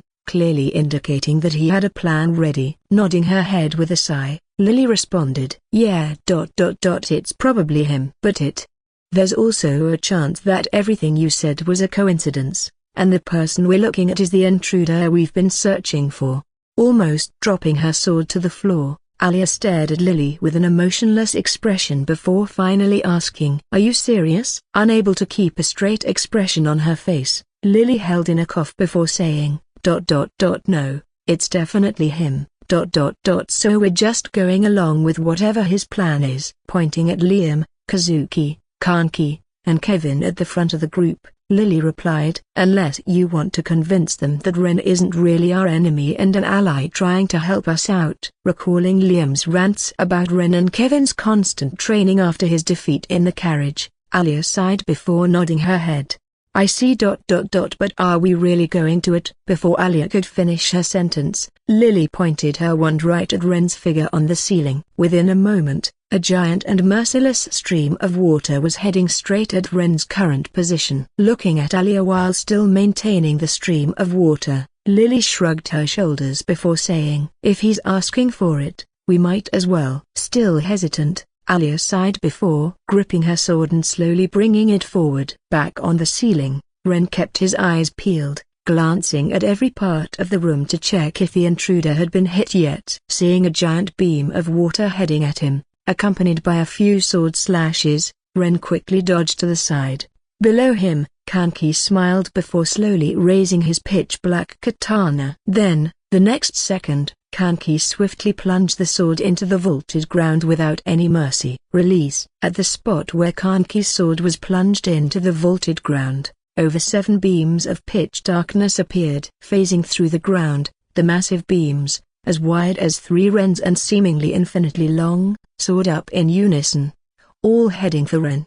As Ren moved further away from Kanki, attempting to dodge the beams, they only got longer and faster. Some of them even had intelligence. The pitch-black beams were working together like a fully functioning human team. While some of the beams were heading at Ren without any care for anything else, the orders were concisely moving, preemptively blocking Ren's escape routes. Added to that, Kazuki mounted his flying spear and perfectly weaved between the black beams. Next to Kazuki on the spear was Kevin, who was standing and swinging his sword, constantly sending a barrage of blood-red sword slashes. And under the two of them was Liam, who had manifested a pillar of light blue divine energy in the middle of the room. And like a turret, Liam was predicting my next moves while swinging his sword, making sure I couldn't come too close, keeping me confined to the corner of the vault. Yeah, I'm fucked. Even Ren knew when to give up. I'm all wet now, Zeng, you idiot. Hearing a familiar childish voice, Ren glanced downwards, immediately spotting 3 figures in the corner of the room below him, blocked off by a bunch of shelves. There was one figure next to Raven and Zeng, who Ren could not recognize or recall no matter how hard he looked. Drenched in the water, the figure had a pitch-black fedora on, blocking his face from view, and a purple tie. Water was dripping down from his fedora as he stood completely still with his back facing Raven and Zeng, who were shivering from coldness behind him. His hands were empty, and he had no weapons on any part of his body. He was completely defenseless. Seeing a sword slash and pitch-black beam headed straight for him, Ren didn't hesitate to yell, "Raven, Zeng, please for the love of God, get him." The figure was inside the barricade of shelves that Raven and Zeng had made. Those cowards. They made the perfect trap. Hearing Ren's frantic voice, Lily and Alia immediately turned around to face the barricade, spotting the intruder easily. However, that didn't stop the black beam from getting closer to Ren. And his high-pitched scream was not recognized by anyone besides the Ruby, Raven, Lily, Zeng, and Alia. As the sound of Ren's high-pitched scream echoed throughout the vault, Raven suddenly stood up, thankfully having recognized his boss. But as he stared at the figure in front of him, who was yet to make a move, Raven hesitated. Fight? That wasn't in his contract. He was a company manager, and so, like amazing company managers, Raven delegated the job to one of his subordinates. If the man wasn't captured, the blame would fall on Zeng, but if it succeeded, Raven could claim partial credit for reacting fast and telling Zeng what to do. Of course, what he didn't know is that Ren knew Raven's mind far better than Raven actually knew it himself. After all, Ren had read about Raven's growth from a small teenager to an adult who was the master of the infamous black market. So, without any hesitation whatsoever, Raven grabbed Zeng, who was still sitting in the corner and staring at the battle around them. Pulling him upwards by the collar, Raven pointed at the man, who was simply staring up at the ceiling with a confused expression. "You heard the boss. Get him, Zeng." Getting up and freeing himself from Raven's grasp, Zeng raised his hand, imitating a soldier saluting, and stared at his boss on the ceiling.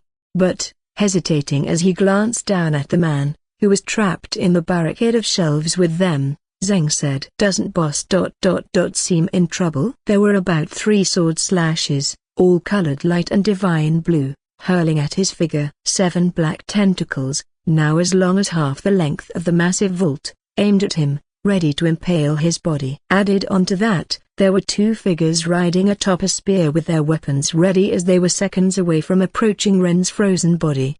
And, finally, a couple of spells, one fiery flame in particular, were waiting below his body, ready to burn him if he tried to dodge by falling onto the floor.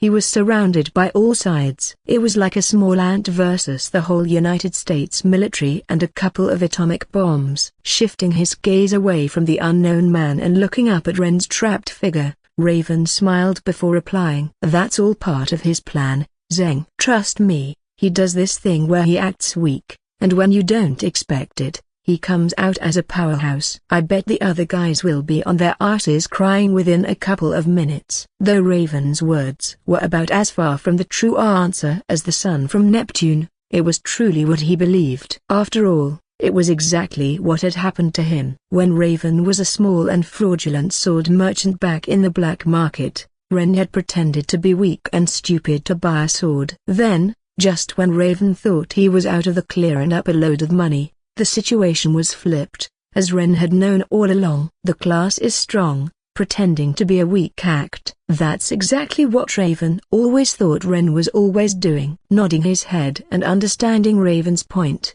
Zeng smiled and said, "He's not only good at fight but acting too." That terrified expression looks too real. Meanwhile, Ren blankly stared at his two teammates, who were simply standing still and staring back at him. I need a team to rebuild if I survive this shit. Thankfully, though, during their conversation, the unknown figure had yet to make his move. It seemed that he had no way out of the trap that Raven and Zeng had unknowingly created. Making Ren somewhat proud, Zeng finally rushed forward at the unknown figure, barely managing not to slip due to all the water on the ground. Then, like a football player making a tackle on a wide receiver, Zeng leapt forward headfirst and grabbed onto the figure's stomach. As Zeng fell, the figure fell as well, unable to maintain his balance under the pressure of Zeng's brutal tackle. Only after seeing the unknown figure fall to the ground did Ren finally stop glancing downwards and look up. And he couldn't even describe what he was seeing. Tens of different vibrant colors rushed towards him like he was watching a fireworks festival back on Earth. Of course, these fireworks weren't thousands of meters away from him like a show, but only a few feet away from hitting him. Petrified, Ren immediately raised his hand to his right eye, attempting to activate his time-stopping ability. But before he did that, he looked around, trying to find a way to dodge so he could maximize the short amount of time he had during his time-stopping ability.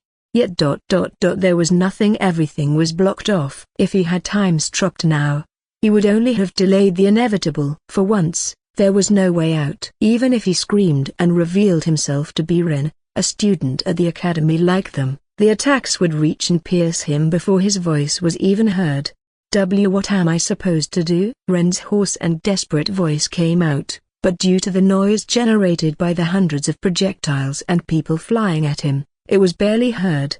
He could feel it. The cold and sharpness of the pitch-black tentacles surging at him. The purifying ability and sternness from the light blue slashes. This wasn't how it was supposed to go. Though it should have been common sense since it was him, one person, against the entire main cast and two recruiters, around 9 people, Ren was still surprised. It wasn't because of the sheer amount of power or attacks generated at him. It was because he had miscalculated the timing. His dash cooldown was supposed to be done. Ren's plan for this situation was to dash to the ground, tank the fire spell below, and escape underground. Yet, as he desperately told his body to activate the ability, nothing happened. His body stood hanging from the ceiling. No matter how much he told his body to activate the dash, he was going to die. All because he had miscounted. 3 seconds. He was off by 3. There is not enough time to activate the dash or form a corrupted wing to teleport out. Not yet giving up, Ren immediately threw his hand that wasn't holding onto the ceiling upward. With a split second, the fist of the hand was covered in pitch-black corruption and a centimeter away from the ceiling. Feeling his fist crumble upon hitting the hard ceiling, Ren shuddered, biting his lip to distract himself and continue pushing upward. However, even with corruption coating his fist, he couldn't break through the vaulted ceiling with raw power. Tasting the salty and metallic taste of blood, Ren wanted his 2 divine blue sword slashes, at the forefront of the multiple attacks, to get closer and closer to him.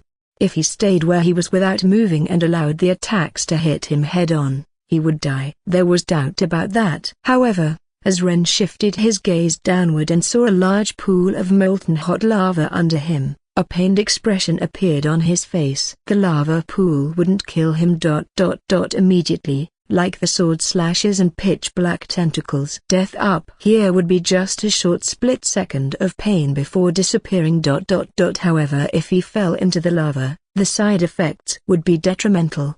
He would be burned on all parts of his body and have to suffer for minutes or searing and horrifying pain until someone got him out. If someone did, of course.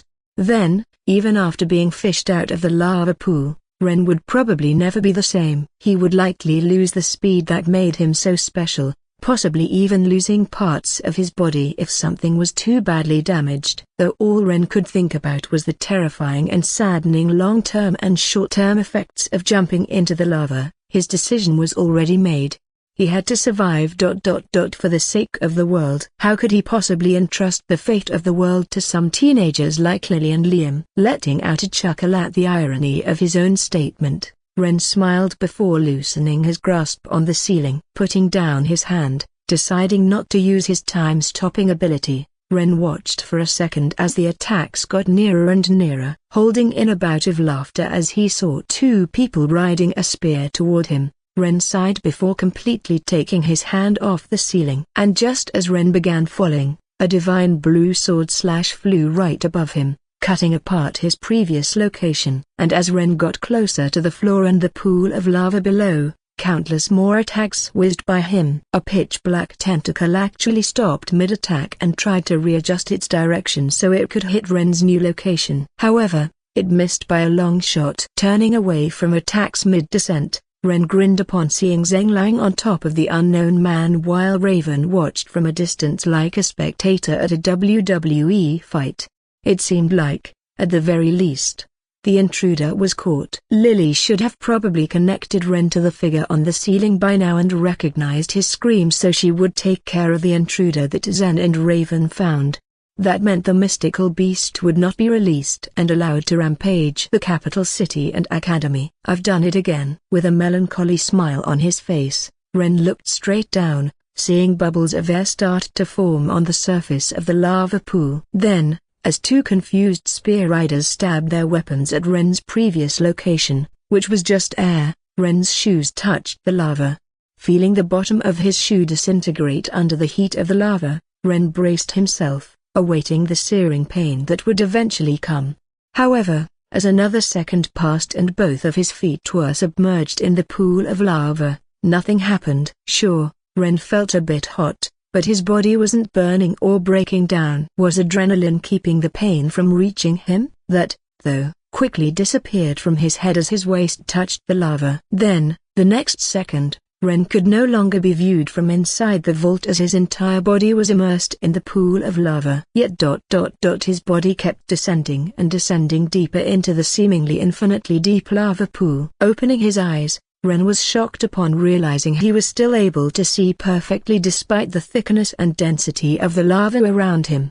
Also, staring down at his palms, Ren couldn't help but question, why does it not hurt? His entire body was submerged in lava, which should be around 1000 degrees Celsius, yet no burns appeared on his exposed legs or arms. Was he fire resistant? No. That's not possible nor plausible. Reeling his own thoughts, Ren decided to just accept the situation as it was now and focus on getting out. For all he knew, this lava-resistant effect he had right now could wear off at any moment. At this point he was too deep into the pool of lava to be pulled out. As he gazed upwards, he could barely even see the ceiling of the vault, and with each fleeting second, the ceiling was getting farther and farther away.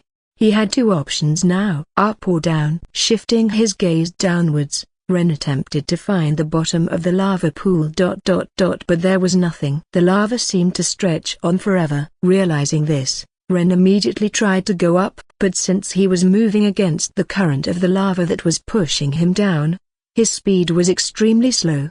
In contrast, if he tried swimming downwards in the lava pool, he would be more than 20 times faster. Sighing, Ren shook his head and stared at his smartwatch.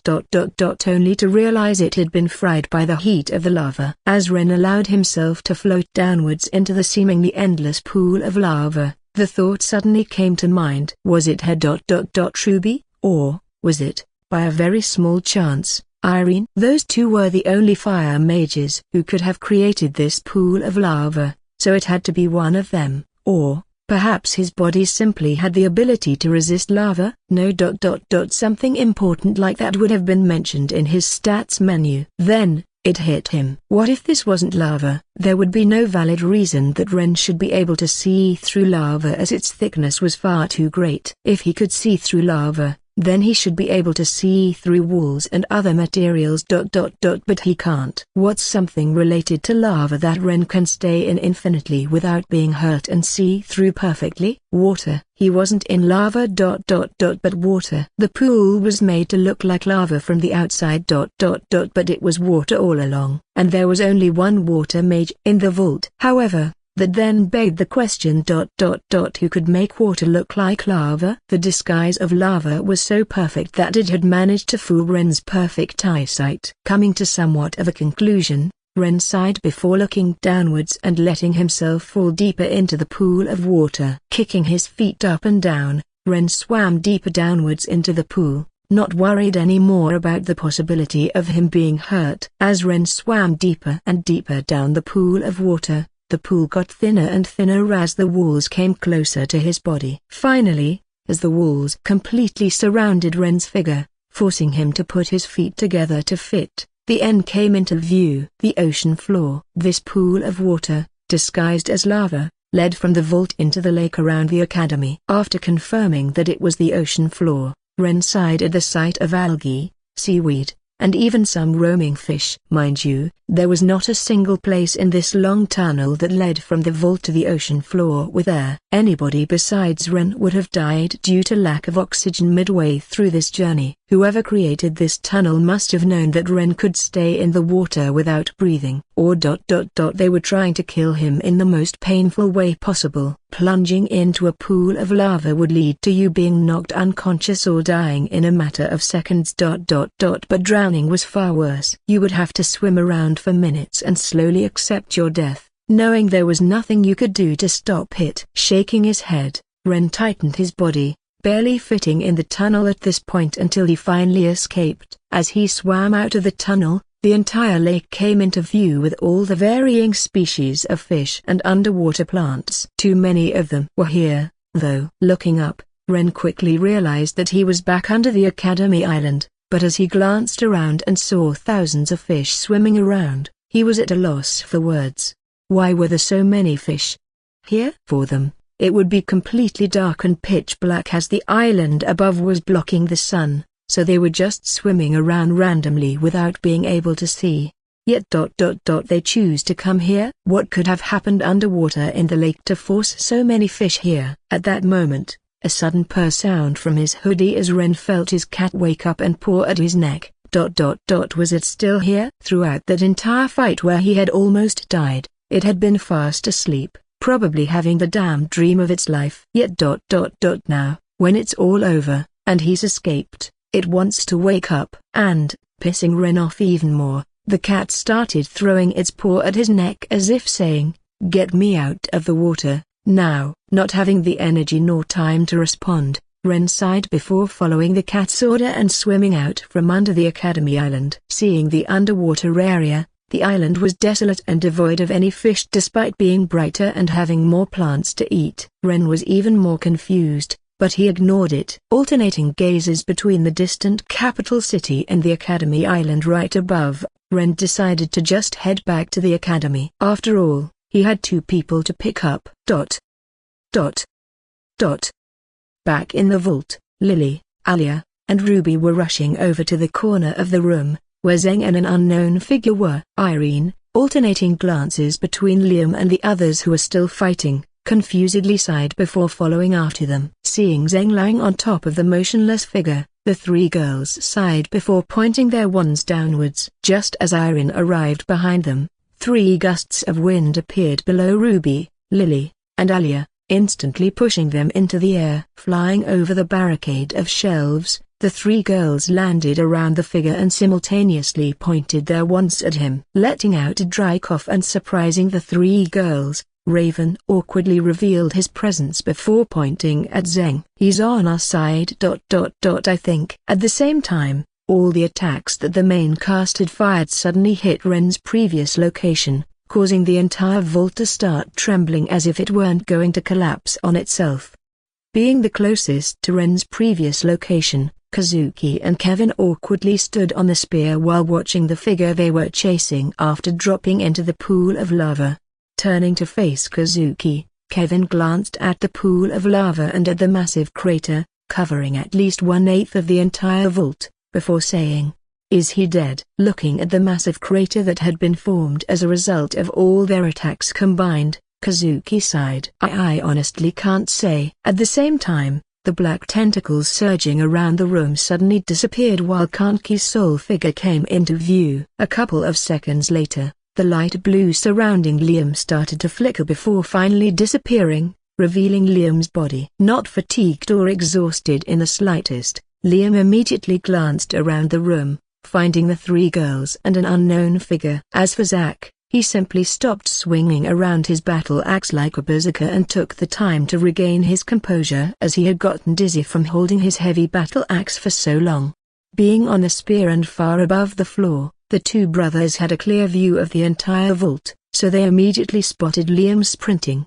Tightening his head, Kazuki glanced to where Liam was sprinting and spotted the unknown figure surrounded by the three girls. Two intruders. Surprising the bewildered Kevin, the spear immediately began moving again, darting to the portion of the ceiling right above the barricade of shelves. Lying on the floor, the three girls watched as the intruder made no attempt to resist, simply lying down on the ground, crumpled and twitching. Arriving at the barricade, Liam immediately stood still for a second, allowing the light blue surrounding him to reappear. Within seconds, Liam's shoes were completely covered to the point where you couldn't see the physical form of his shoes. Without charging up or anything, Liam simply jumped upwards. Blasting into the air, Liam easily cleared the giant barricade of shelves, his head even almost reaching the ceiling. As Liam landed on the floor inside the barricade, Kevin and Kazuki jumped off the flying spear, landing beside Liam. Equipping his sword, Liam pointed down at the motionless figure on the floor. "Who is he?" Liam's voice was cold. Colder than it had ever been. He wasn't asking a question but demanding to know the answer without any room for denial. Due to the structure of their group and how everyone followed each other's orders no matter who it was, the main cast seemed to have forgotten they had a real leader.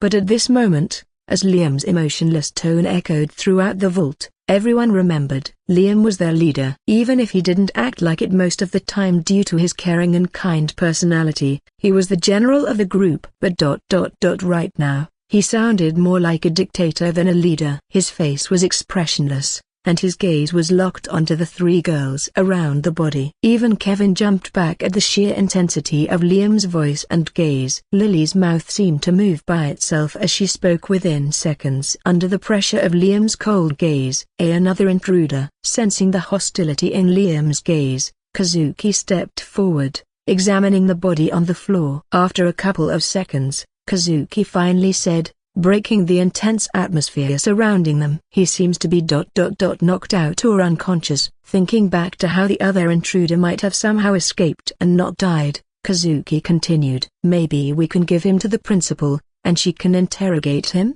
I'm sure he won't be able to escape with her around." As everyone, though still on guard with their weapons ready if the unknown figure suddenly came alive again, nodded their heads in agreement. One figure remained still. Liam. He was sick of it. Everything he had done always ended in failure. Even someone with his outgoing or morally perfect personality had their limits. Loss after loss. Even now, despite witnessing him fall into a pool of burning hot lava, Liam knew the other intruder was still alive. Today was a loss. Just like any other day. Why did he even do it anymore? What was the point of this bullshit? Sure, everything always ended well with people being saved, but none of it could actually be credited to him. What had he done? Save the students off the cruise ship? Hadn't he just fought his own classmate, Ren, there? What the hell did he do besides destroy the cruise ship? Save the Elven Kingdom? Even he could connect the dots there. Ren was not only invited to the Elven Castle but also seemed to be very close to the Queen, much closer than him. He had done something behind the scenes again. It was obvious. Even when it came to saving his friends from danger, he was an utter failure. During the time when the royal dormitory had been attacked, Liam had failed and utterly lost to the teacher. Sure, Ruby had managed to teleport everyone out, but that didn't change the fact that he had been utterly overpowered and destroyed. During the dream ascension for the main cast in Ren, Liam hadn't even managed to clear it without help. Without Ren. Liam wasn't sure he would have even survived the whole ordeal. And even at the very start of it all, when Alia was kidnapped, the robbers had tossed her back to them without any reason. As if feeling pity for him. He needed one win. Just one to keep him going. Yet, no matter how hard he trained or how many times he tried, it never came to fruition. Even at some stupid shitty event like the Battle Royale hosted by the school, he hadn't even come in first place. Wasn't he their most powerful student amongst the first years of the academy? What was he doing wrong? Then as if answering all his questions, a quiet yet unmistakable voice sounded through his brain. The good guys always lose. As if trying to protest the thought in his head, his brain immediately began spinning, trying to disprove that point. Sure, Liam had lost in battles. But in the end, everything worked out. Alia was saved in the end, and the elves were fine despite the World Tree crisis. Even on the cruise ship, the students survived with close to zero casualties. He had never personally won. But in every scenario, the world had won. As if hearing Liam's combating thoughts, the voice sounded again in Liam's head. What about him? Every time he has won. Even against you. Without a name being mentioned, Liam instantly knew who the voice was talking about. How could he not? In the Battle Royale, this person had out-strategized and beaten him without any doubt. In a real physical battle, this person destroyed him and Kevin in a small and confined space, like a carriage. That moment was forever marked in Liam's head, replaying every time he trained or fought in a battle against someone else. Was he even the most powerful student in the first year anymore? No. He knew the answer. A long time ago, perhaps even before the Elven year for the World Tree battle, his number one place had been stolen by the very same person who was his enemy. Someone of the complete opposite nature of him. He had been surpassed. But how? He trained every day, sparred against another in the training hall with every second, and even had dozens of real-life experiences fighting.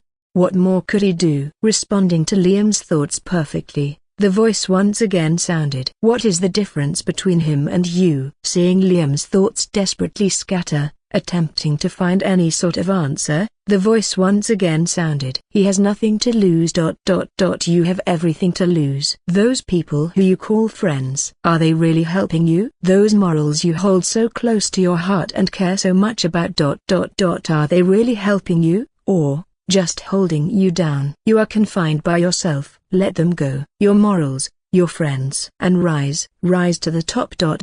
Just like you have done before. As the voice echoed through Liam's brain, his thoughts halted as if yielding to the opinions held by the unknown voice. He was his own greatest enemy. At that moment, Liam's pupils suddenly froze. Unbeknownst to everyone in the room, something had just changed inside Liam's brain.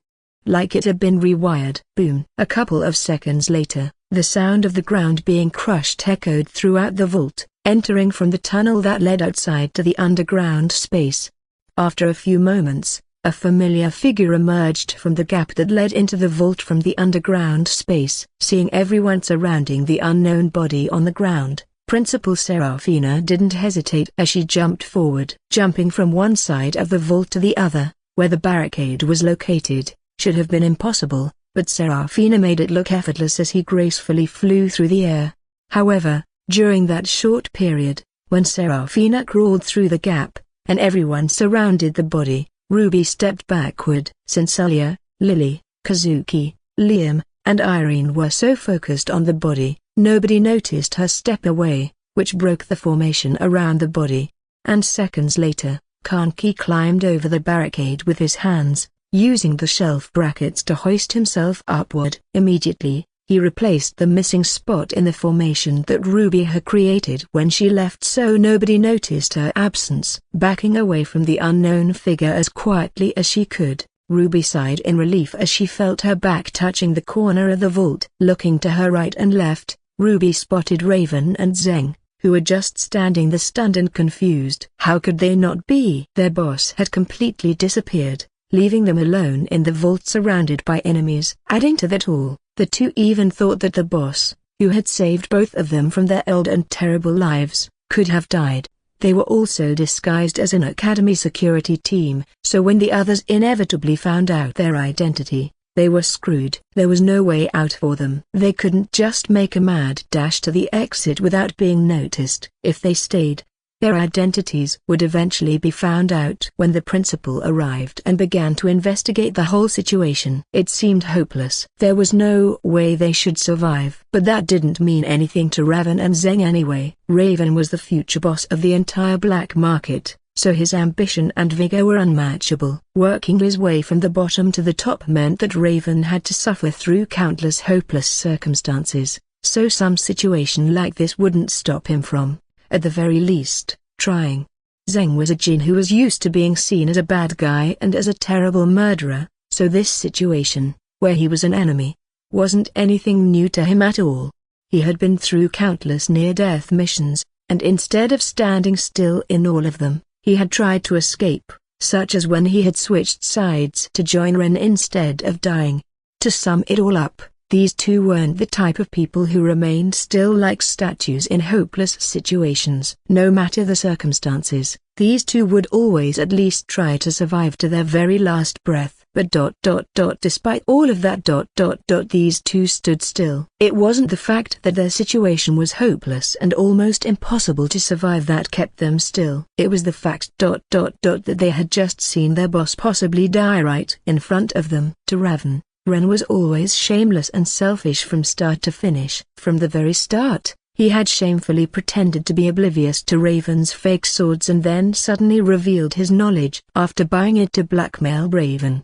Even now, Ren handed Raven tons of work and gave him impossible time limits that he knew Raven couldn't complete. Worst of all, he did everything with a big smile, making it look like he was actually a good person. His shamelessness was simply incomprehensible to everyone. But Raven really did despise Ren for handing him so much work and putting him through situations like this. However, Raven took it all in stride and even managed to perfectly complete Ren's requests in time. 2 days ago, he had been ordered to dig a tunnel under the ocean that went straight up into the Academy Island. Any person in the world besides Raven and Zeng would have said something like this was impossible. They had transferred countless tons of gears into the ocean below the island and dug up wood for who knows how long. Yet, the two had managed to do it. Raven often recalled his past and his humble roots of selling fake weapons in the black market, barely making enough money a day. What would have happened if he had never met Ren that fateful day and sold him that fake sword? All alone at night,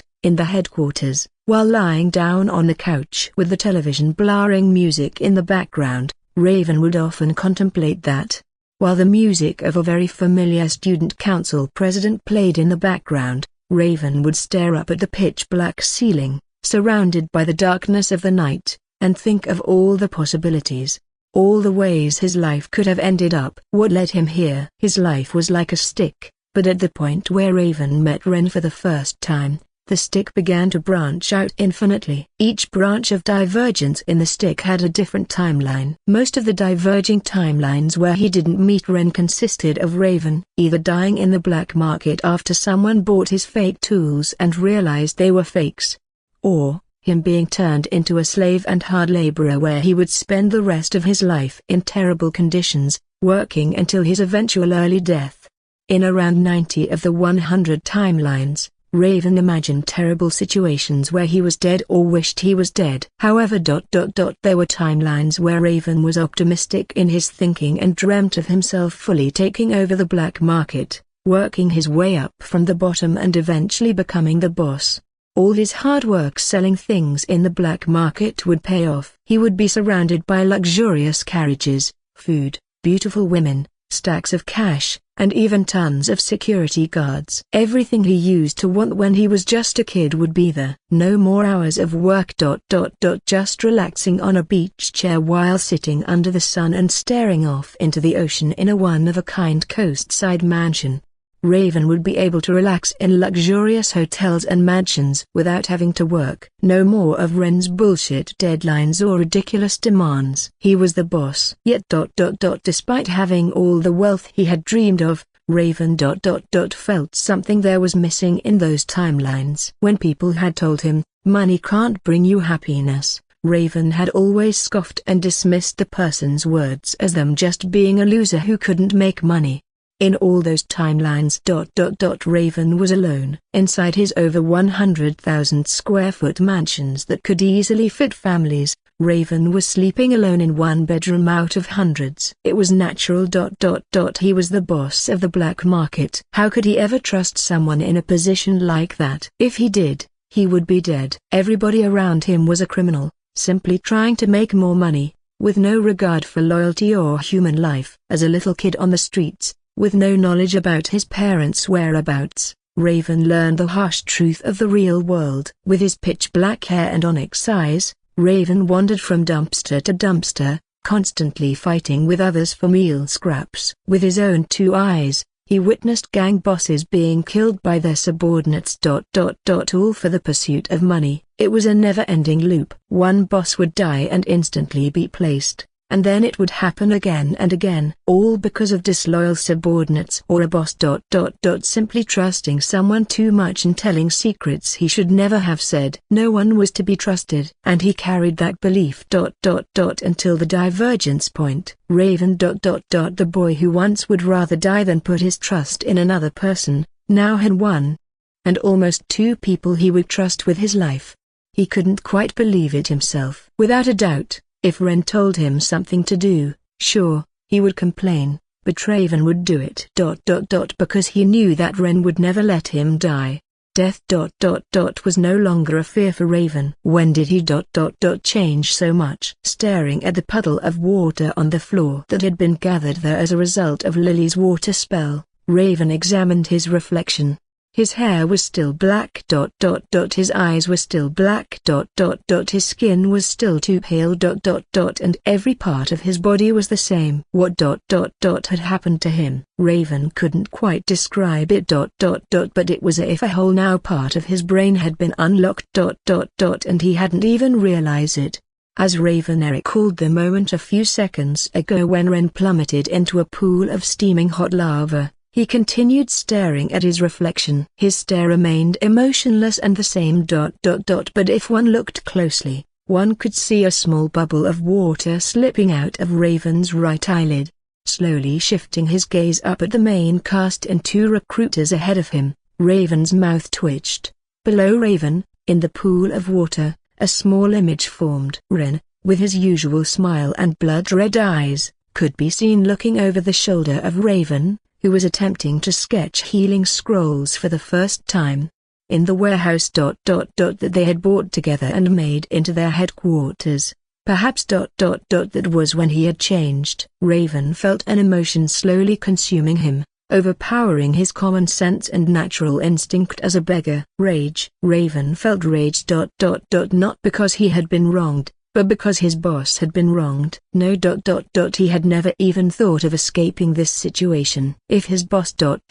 Ren went down, he was going down, too. Raven muttered words that he thought he would never say in his life. If he dies, I die. The character, famously known for his extreme isolation and refusal to trust or work with anyone, muttered these words. If Ren could have heard them. A small smile would have formed on his face. Shifting his gaze further upward, Raven stared daggers at the heads of the main cast and two recruiters. And Raven didn't know how. But he was taking them with him. Raven had always thought his death would be suicide, or because he made some stupid mistake in business and scammed someone he shouldn't have.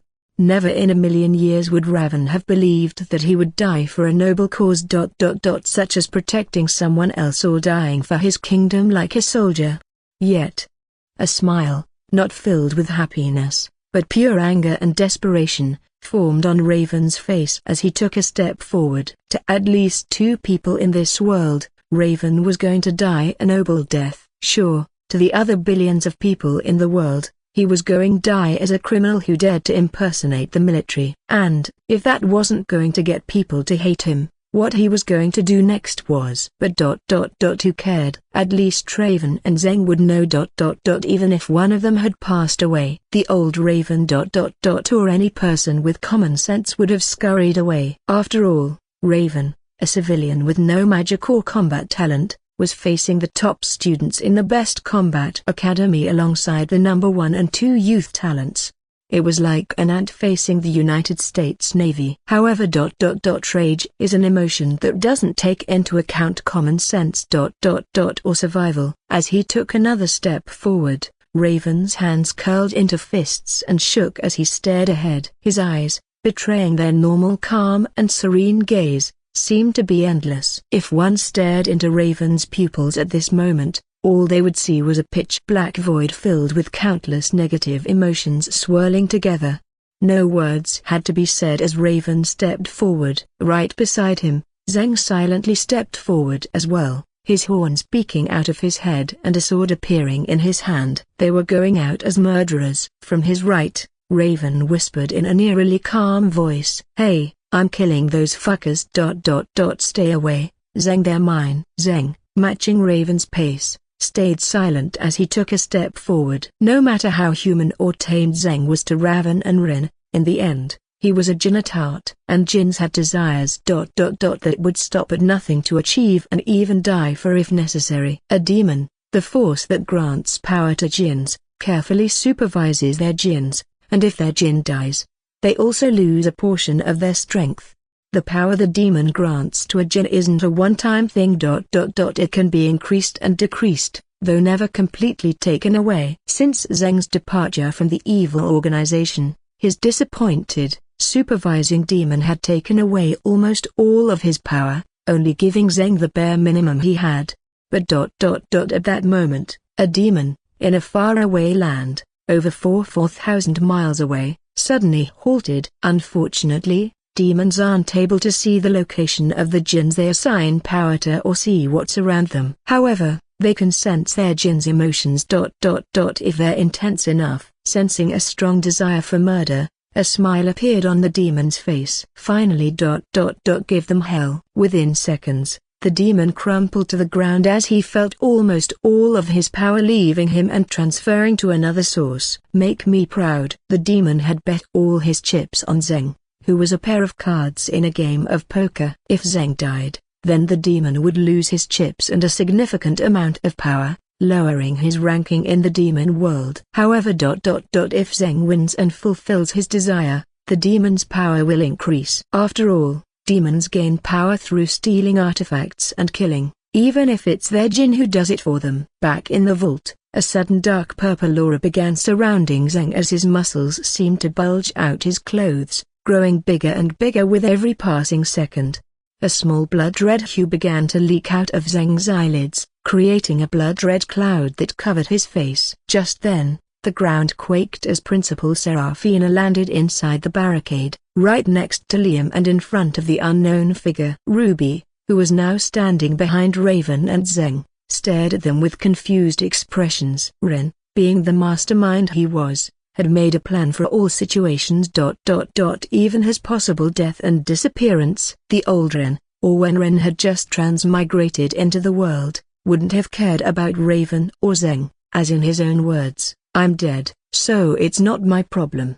However, Ren cared enough to make a plan, as he knew his death was a possibility in this situation, and he had entrusted that to Ruby. However. Despite seeing Ren drop into the steaming hot pool of lava that would fry and kill anyone within seconds, Ruby's expression was eerily calm. Irene had been casting fireball spells at Ren's figure on the ceiling like the other magicians, so Ruby had been left to her own devices. As Ruby paused her gaze on Zeng's figure, Her expression suddenly darkened. He was overflowing with power.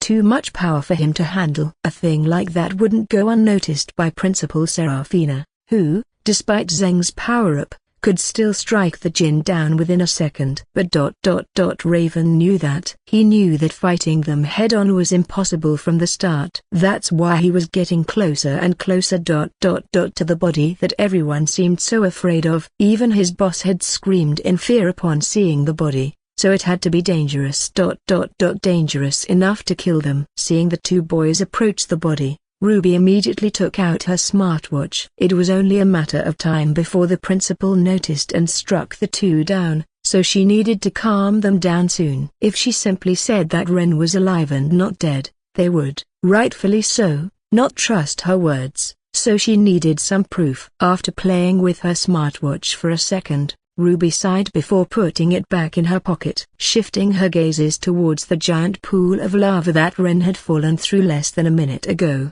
Ruby raised her wand and pointed it at the two boys. At the same time, Principal Serpahina broke the tense atmosphere in the vault by saying, "I'll take it from here." Despite having come from an intense battle where she single-handedly faced over 100 Jinns, Principal Serafina seemed full of energy. Though the field, where the Jinn ambush was located, was an absolute mess due to the destructive and overpowered nature of Principal Serafina's magic, there were 0 casualties among the students.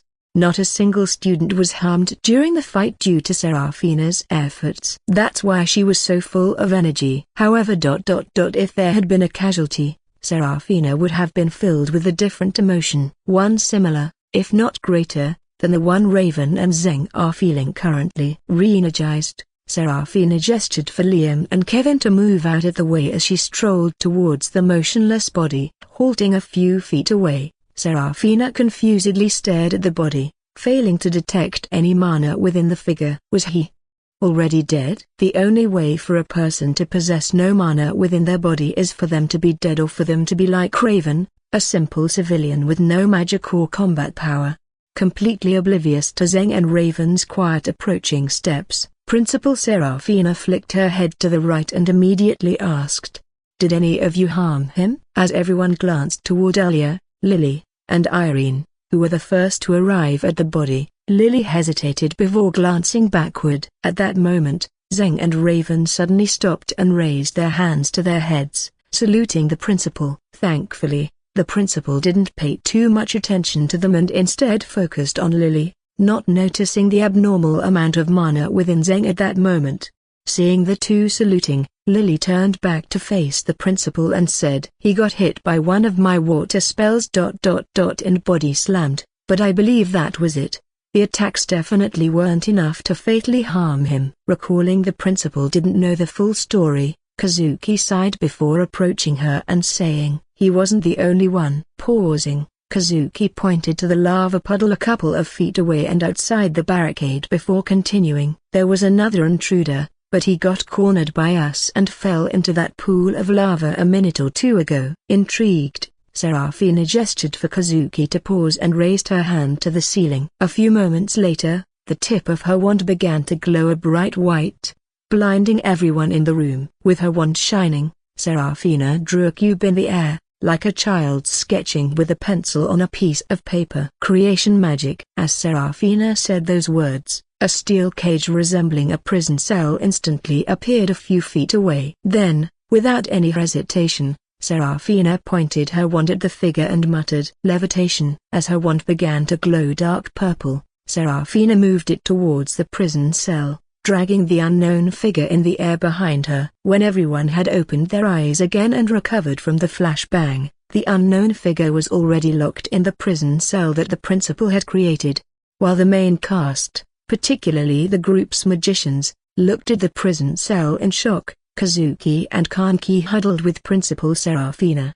Then, leaving the main cast to their own devices, Kazuki and Kanki began recounting the situation to the principal, making sure not to forget any details. Seeing this, Ruby immediately ran forward and gripped the shoulders of Raven and Zeng. Once they started going through the details, it was over. There were supposed to be 3 security guards who entered the underground space with the student council president, but there are only 2 right now.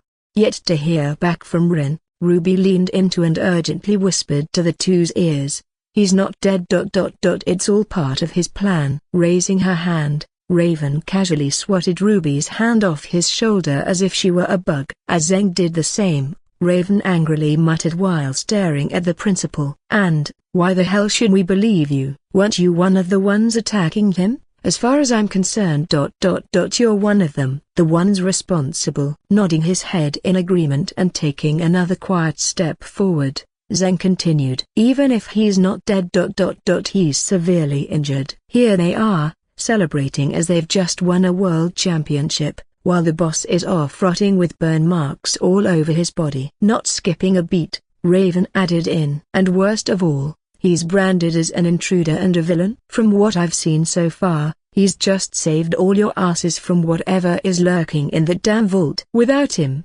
this entire island would have been destroyed a long time ago. So, why is he the bad guy? Tell me, why? He risked his life and is probably in amounts of pain that we can't even imagine right now for you guys. Yet here we are, calling him an evil bastard." Raven knew it best. Life was unfair. Why were some people born in rich families with everyone set up for them? While he was born with no family and forced to live on the streets.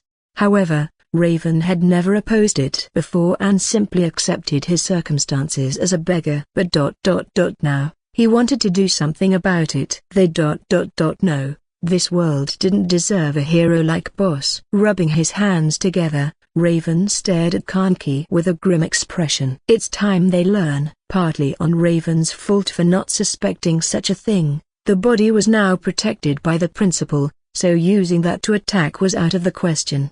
However, glancing at Zeng, who was yet to say a word, Raven smiled. Cowards. To the very end. Despite a single word not being said between the two, Raven knew exactly what Zeng had in mind, simply by his posture and expression. That bastard wasn't planning on dying here. Smiling, Raven recalled the recent film he had seen on television a couple of days before this entire mission. The tragic story of Romeo and Juliet. After believing that his lover had died, Romeo took his own life by consuming a vial of poison and resting his body right next to her. Then, Juliet, who had faked her death to escape her overbearing family, sees the body of her dead lover, causing her to commit suicide herself. While Raven had mostly zoned out and not paid attention while the movie was playing, that last scene was imprinted in his mind. Dependence. The two were so dependent on each other that if one of them were not alive, the other would rather end themselves than live without their partner. While it would be poetic to say that Raven, Zeng, and Ren were like that, considering the situation with Ren's death, Raven knew it was false.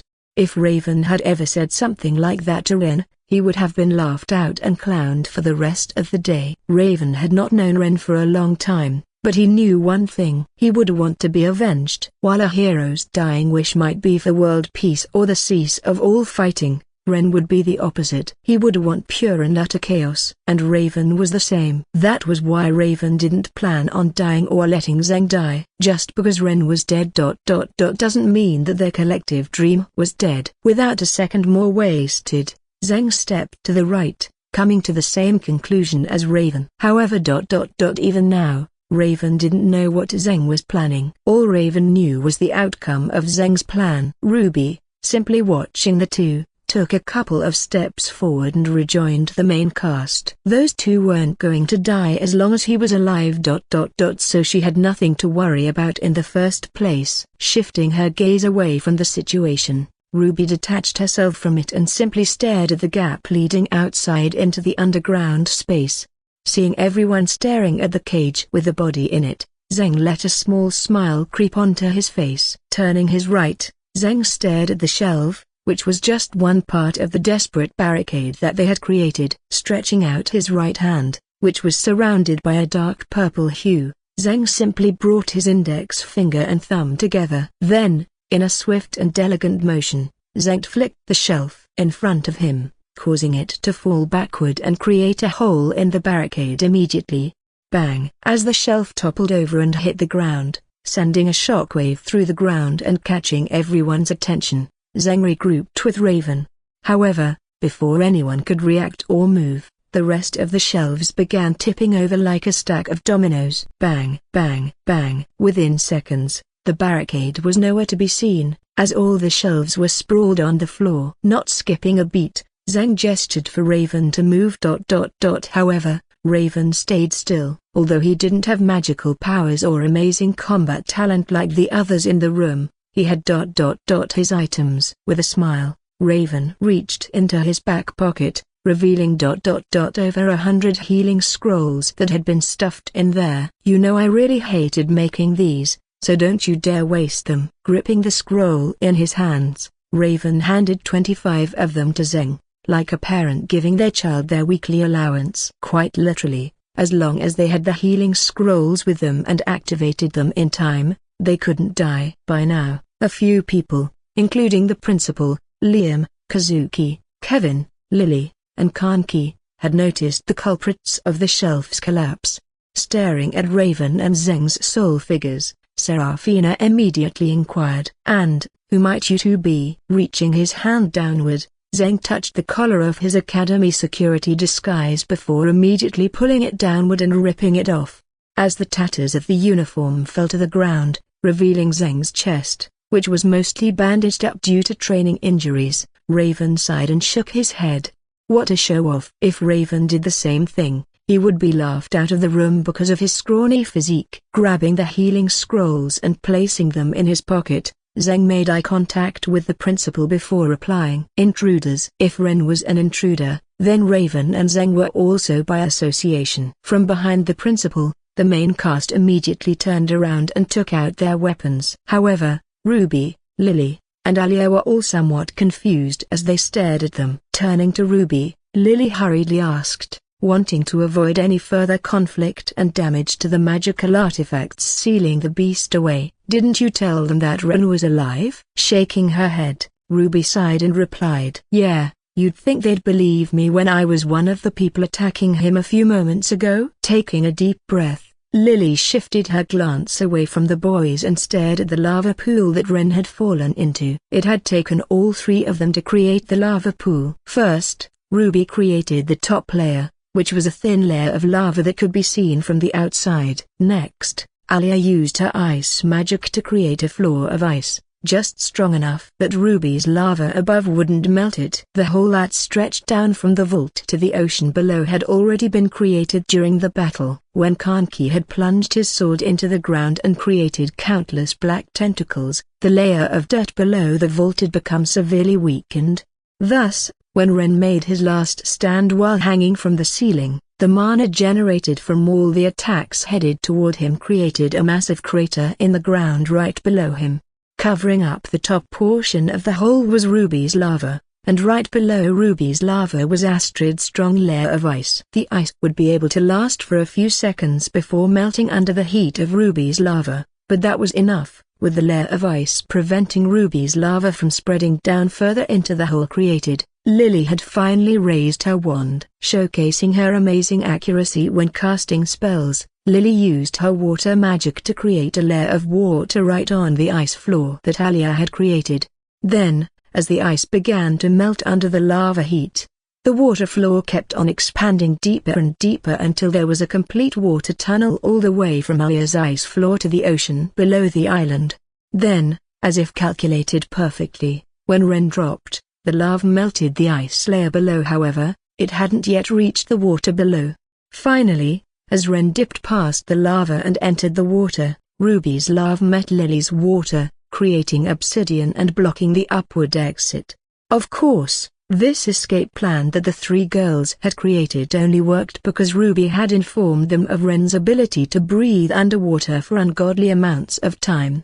The combination of lava particles and pieces of obsidian entering the water tunnel was what Ren unable to partly see in the tunnel. However, since he was still in mostly water, he was able to breathe and survive.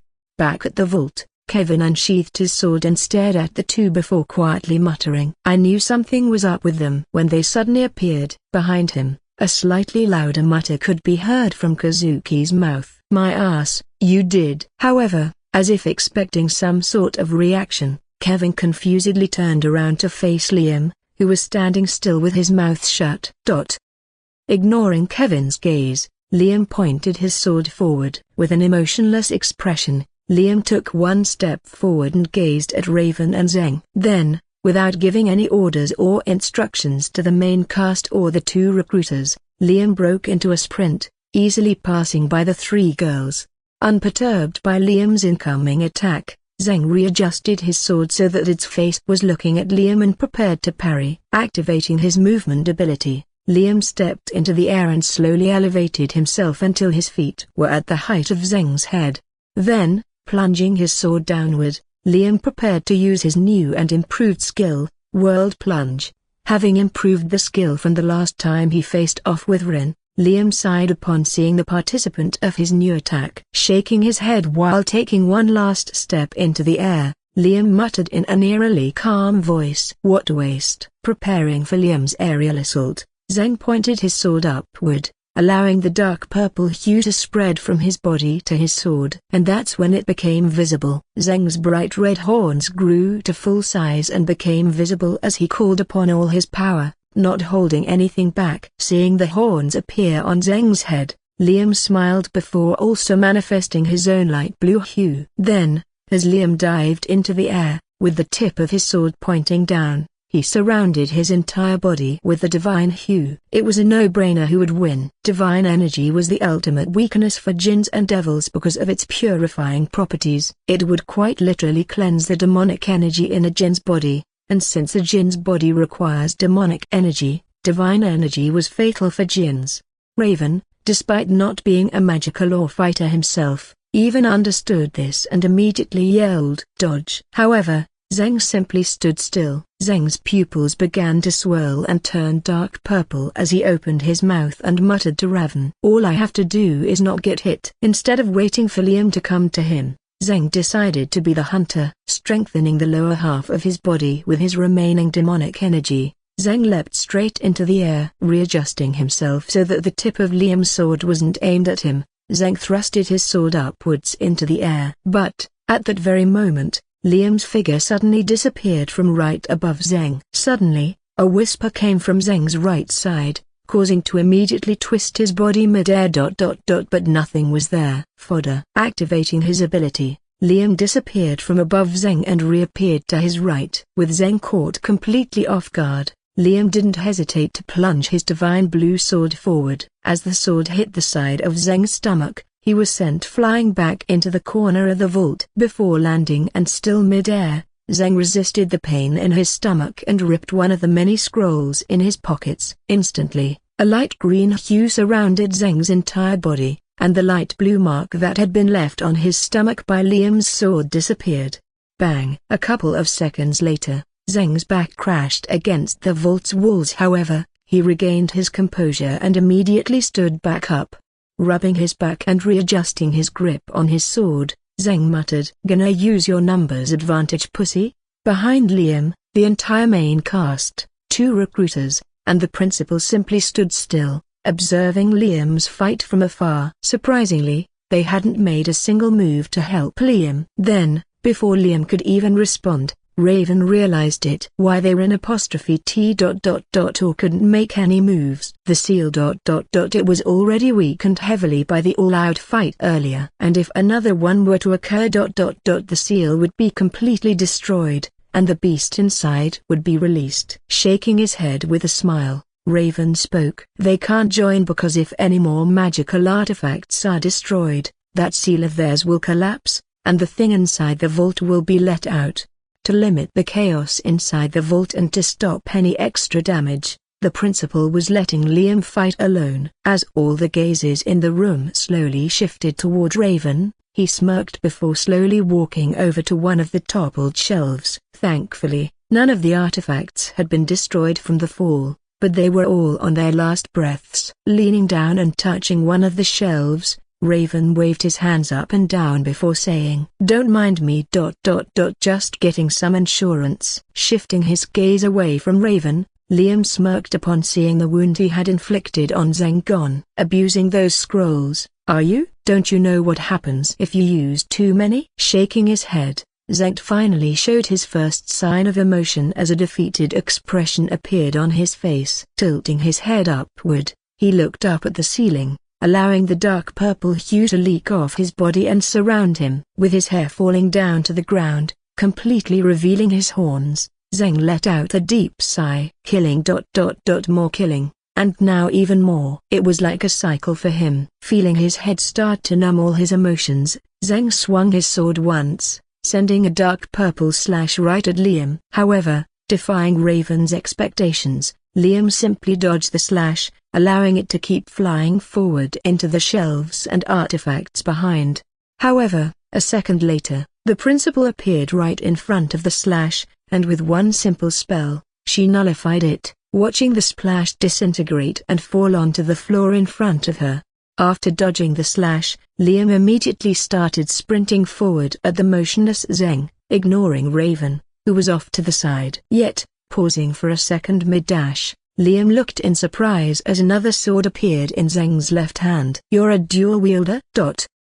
With the extra strength he received from his demon, Zheng could now easily wield two broadswords without losing his balance or being fatigued. Meeting Liam mid-dash, Zheng easily parried Liam's divine blue broadsword with a sword in his right hand. Instantly, he plunged his left sword forward. However, Liam had already distanced himself after seeing his attack fail. Backing away, Liam raised his sword so that it was perpendicular to the ceiling. Then, within a second, a divine blue hue surged out of the tip of Liam's sword before spreading everywhere. Within a couple of seconds, the ceiling was no longer visible as all you could see when you looked up was a divine blue cloud. With incredible speed, Liam swung his heavy broadsword downward and muttered, "Blade storm," as Liam's sword fell to his feet. Unbeknownst to everyone in the room, countless swords materialized right below the ceiling and above the divine blue cloud. A moment later, these floating swords, frozen in the air, suddenly bolted straight downward. Sensing the wind in the room suddenly change and blow downward, Zheng instinctively looked upward. However, all he saw was the divine blue cloud.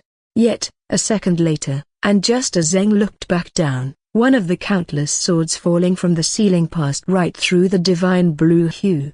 Seeing the sword suddenly appear below the cloud and Zheng completely oblivious, Raven frantically yelled, "Look up and dodge!" Not even looking up at the sky, Zheng immediately heeded Raven's words and dived to the left. A second later, the sword pierced the ground where Zheng was just standing, sticking upright while stabbed into the ground of the vault. But that wasn't the end of it, as the countless other swords also passed through the cloud and became visible to everyone in the room. Looking straight up at the sky, Zheng sidestepped and moved around, barely managing to avoid the piercing swords. Seeing this, Liam smiled and began sprinting forward. Yet, unlike Zheng, who had to look up at all times to avoid the flying swords, Liam's gaze was locked on his enemy. The swords above never seemed to get close to Liam, and whenever they were, they would suddenly adjust their angle before they hit him and fly away.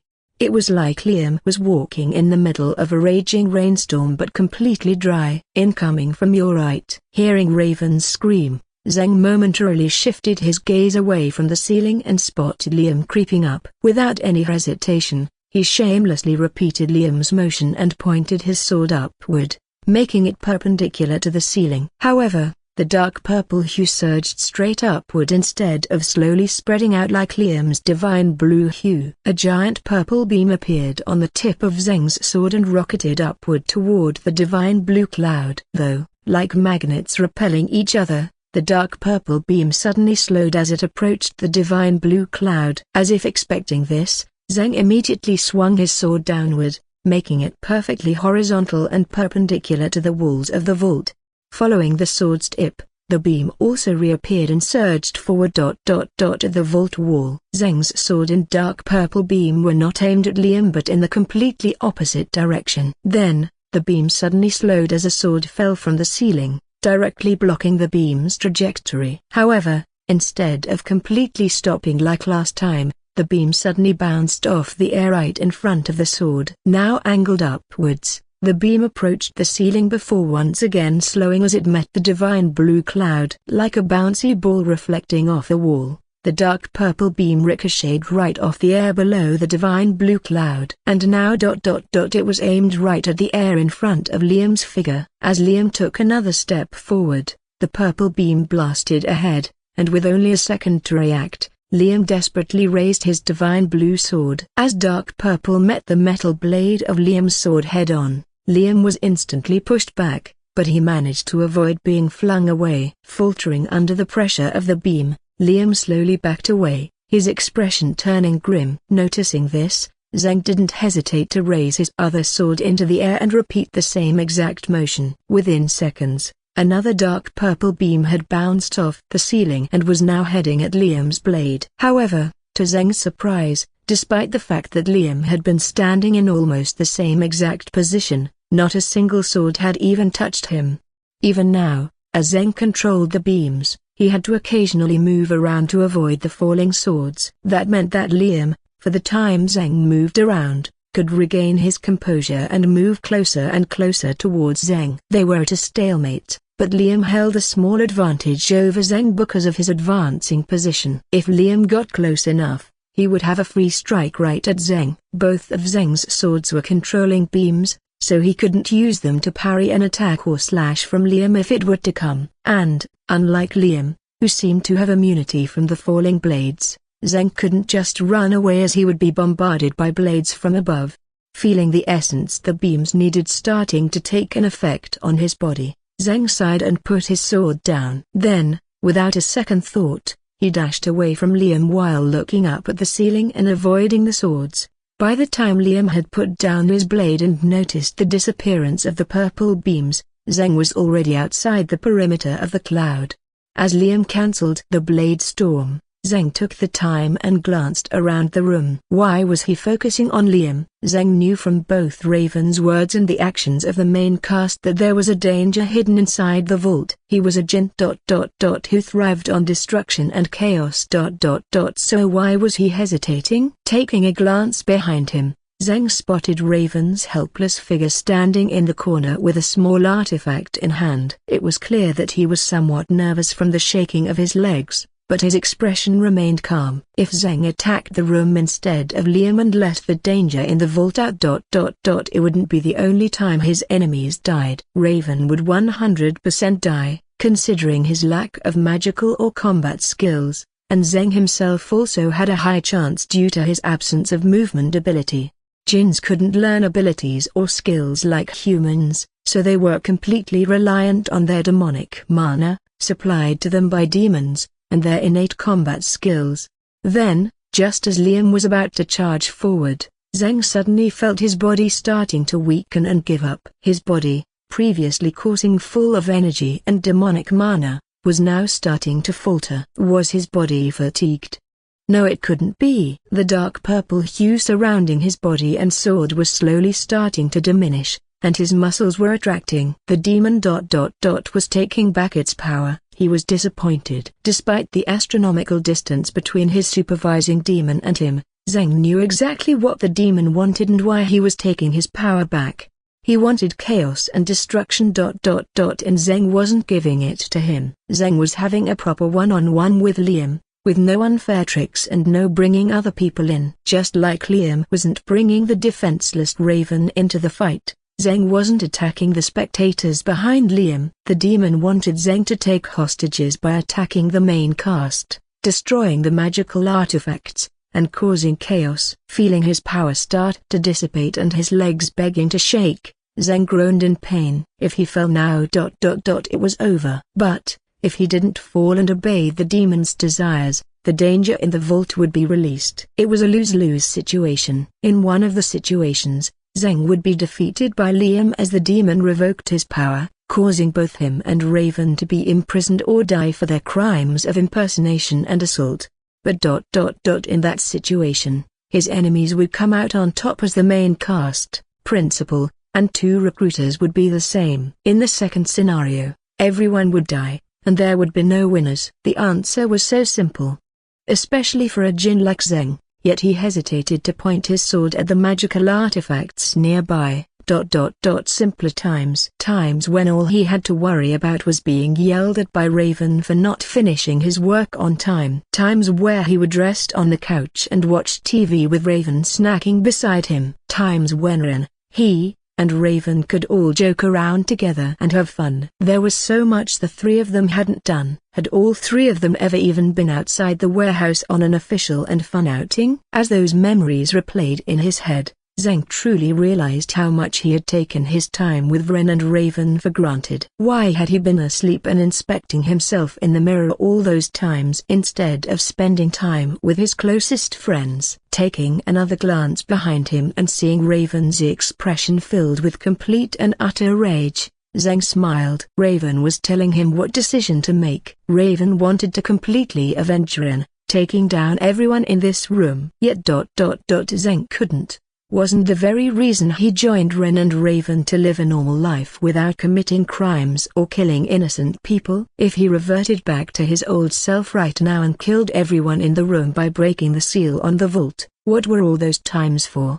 It was exactly because of those times he had spent with Ren and Raven that Zheng hesitated. If he took revenge now, then all his time with his two friends would have been a waste. He wouldn't have learned anything. The cycle of bloodshed would have just continued. But, alas, Zheng had to make a decision. Recalling his first day in the warehouse when Ren had decided to take him in after finding him in the subspace, Zheng smiled. What was it Ren had said to him? His first instructions as a member of the ragtag team of Raven, Ren, and Zheng. Listen to this guy, and don't complain. It had been something like that, hadn't it? And, of course, the guy referred to Raven. Turning around with a grin still on his face, ignoring the now charging Liam, Zheng said to Raven, who was behind him, "Destroy the seal or not?" With a solemn expression, Raven simply sighed before responding, "Destroy." All of a sudden, all the doubts that were in Zheng's head about the decision disappeared. After all, if Raven or Ren told him to do something,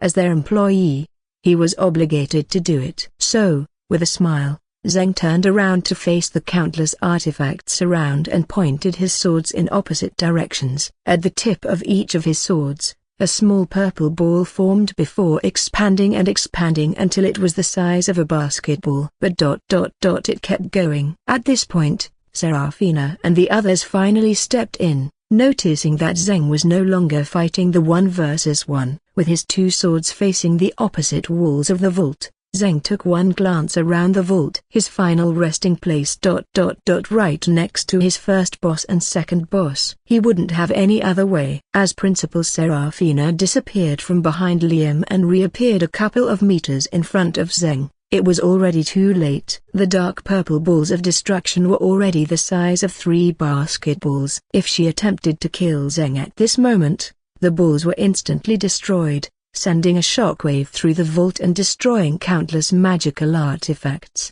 And, the purple balls were so unstable due to them being made of demonic mana that if Serafina attempted to even touch them, they would explode. Feeling the demonic mana in his body completely depleted, Zheng slowly moved his sword outward before muttering, "Shadow Ball, PFFT, what is this? A Pokemon battle?" At that moment, Zheng's body completely halted, and the dark purple balls remained still, not destroying any artifacts. Everyone's gaze slowly shifted away from Zheng and towards the gap that led outside into the underground space. Even the principal momentarily took her gaze off Zheng and stared at the tunnel. However, one figure remained completely still. Raven, hearing a very familiar voice that he could never mistake, suddenly paused, his gaze still lingering on Zheng's figure. Thud. A figure, clad in complete pitch-black attire with even his face covered, could be seen jumping from the gap and consequently landing on the vault floor. Not paying any mind to the powerful gazes, consisting of the principal and top youth talents in the world, on him, the figure continued walking forward.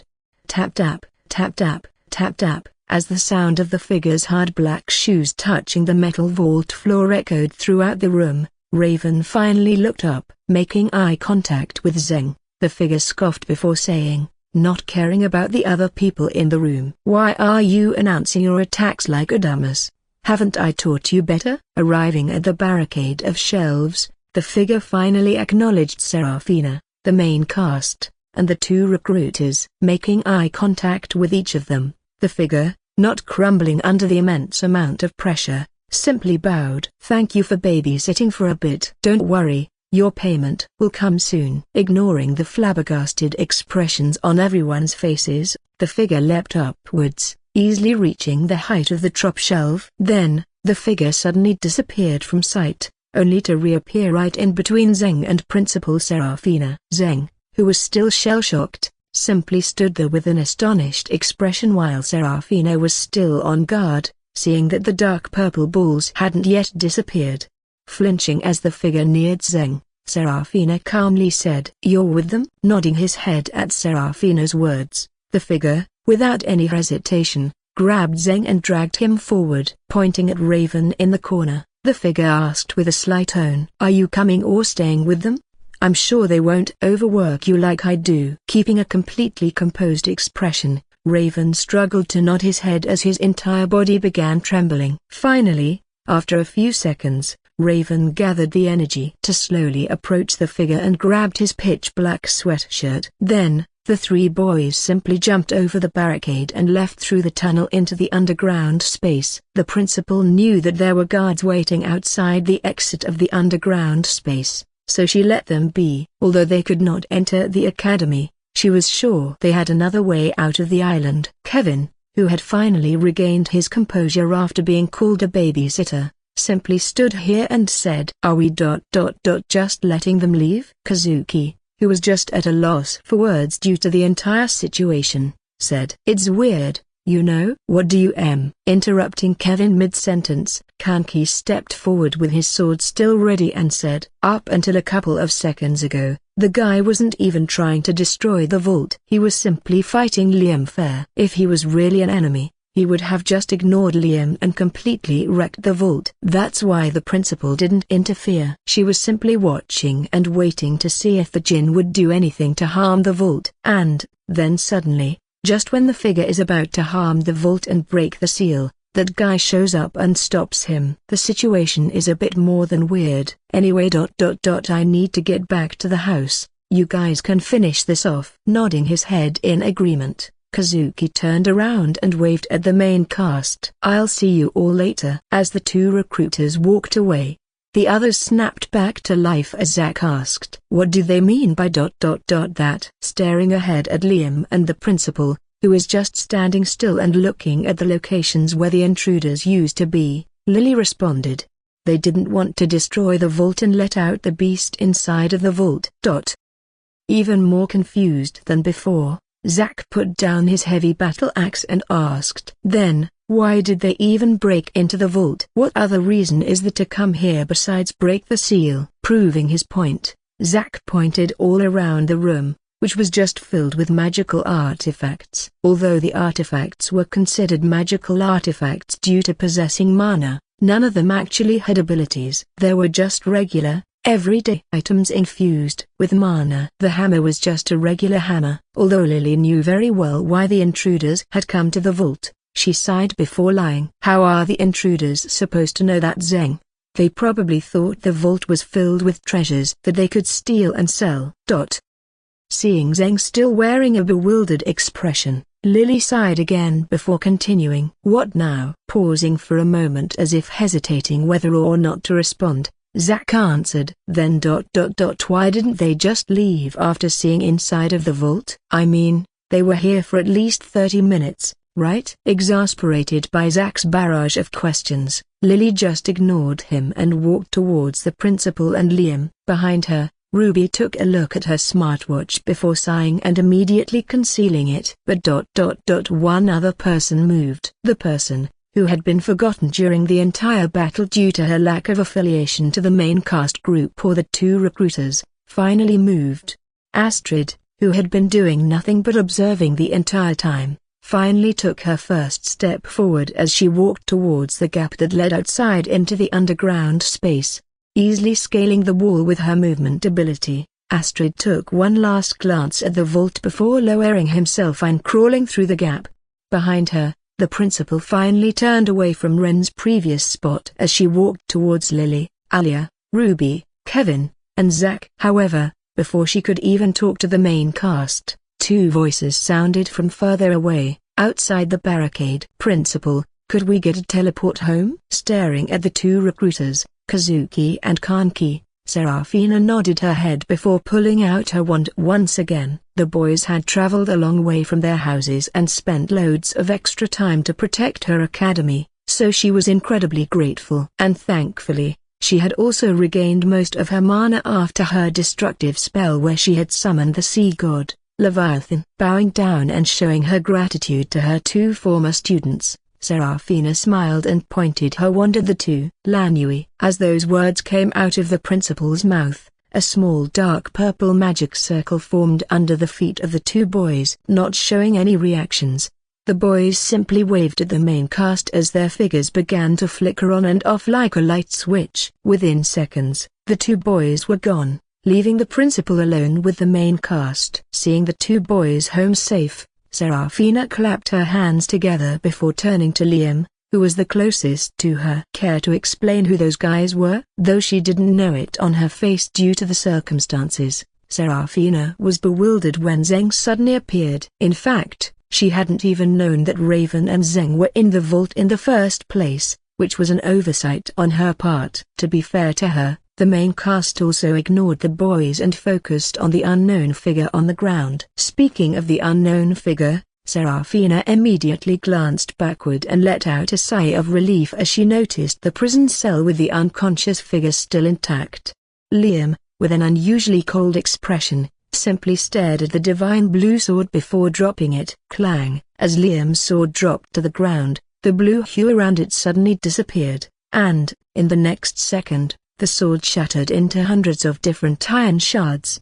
The perfect iron sword, forged by the Academy's top blacksmiths, simply broke from a simple drop to the floor. Losing her composure, Serafina simply stared at the remains of the iron sword for a second before lifting her head and looking at Liam. Forgetting about her previous question, Serafina sighed before saying, "Was destroying the sword necessary?" Making eye contact with the principal, Liam silently nodded his head before turning around. Attributing Liam's behavior to him being a teenager, Serafina turned around and looked at Lily. After taking a short glance at Liam's solitary figure, Lily nodded her head before answering in Liam's stead. "Those two came shortly after us. With a huh?" Turning around, Lily searched for Astrid, who had arrived at around the same time as the figures, but she was nowhere to be seen. "Did she run off already?" Letting a dry cough, Alia continued while Lily glanced around the room. "They told us they were part of the Academy's security team,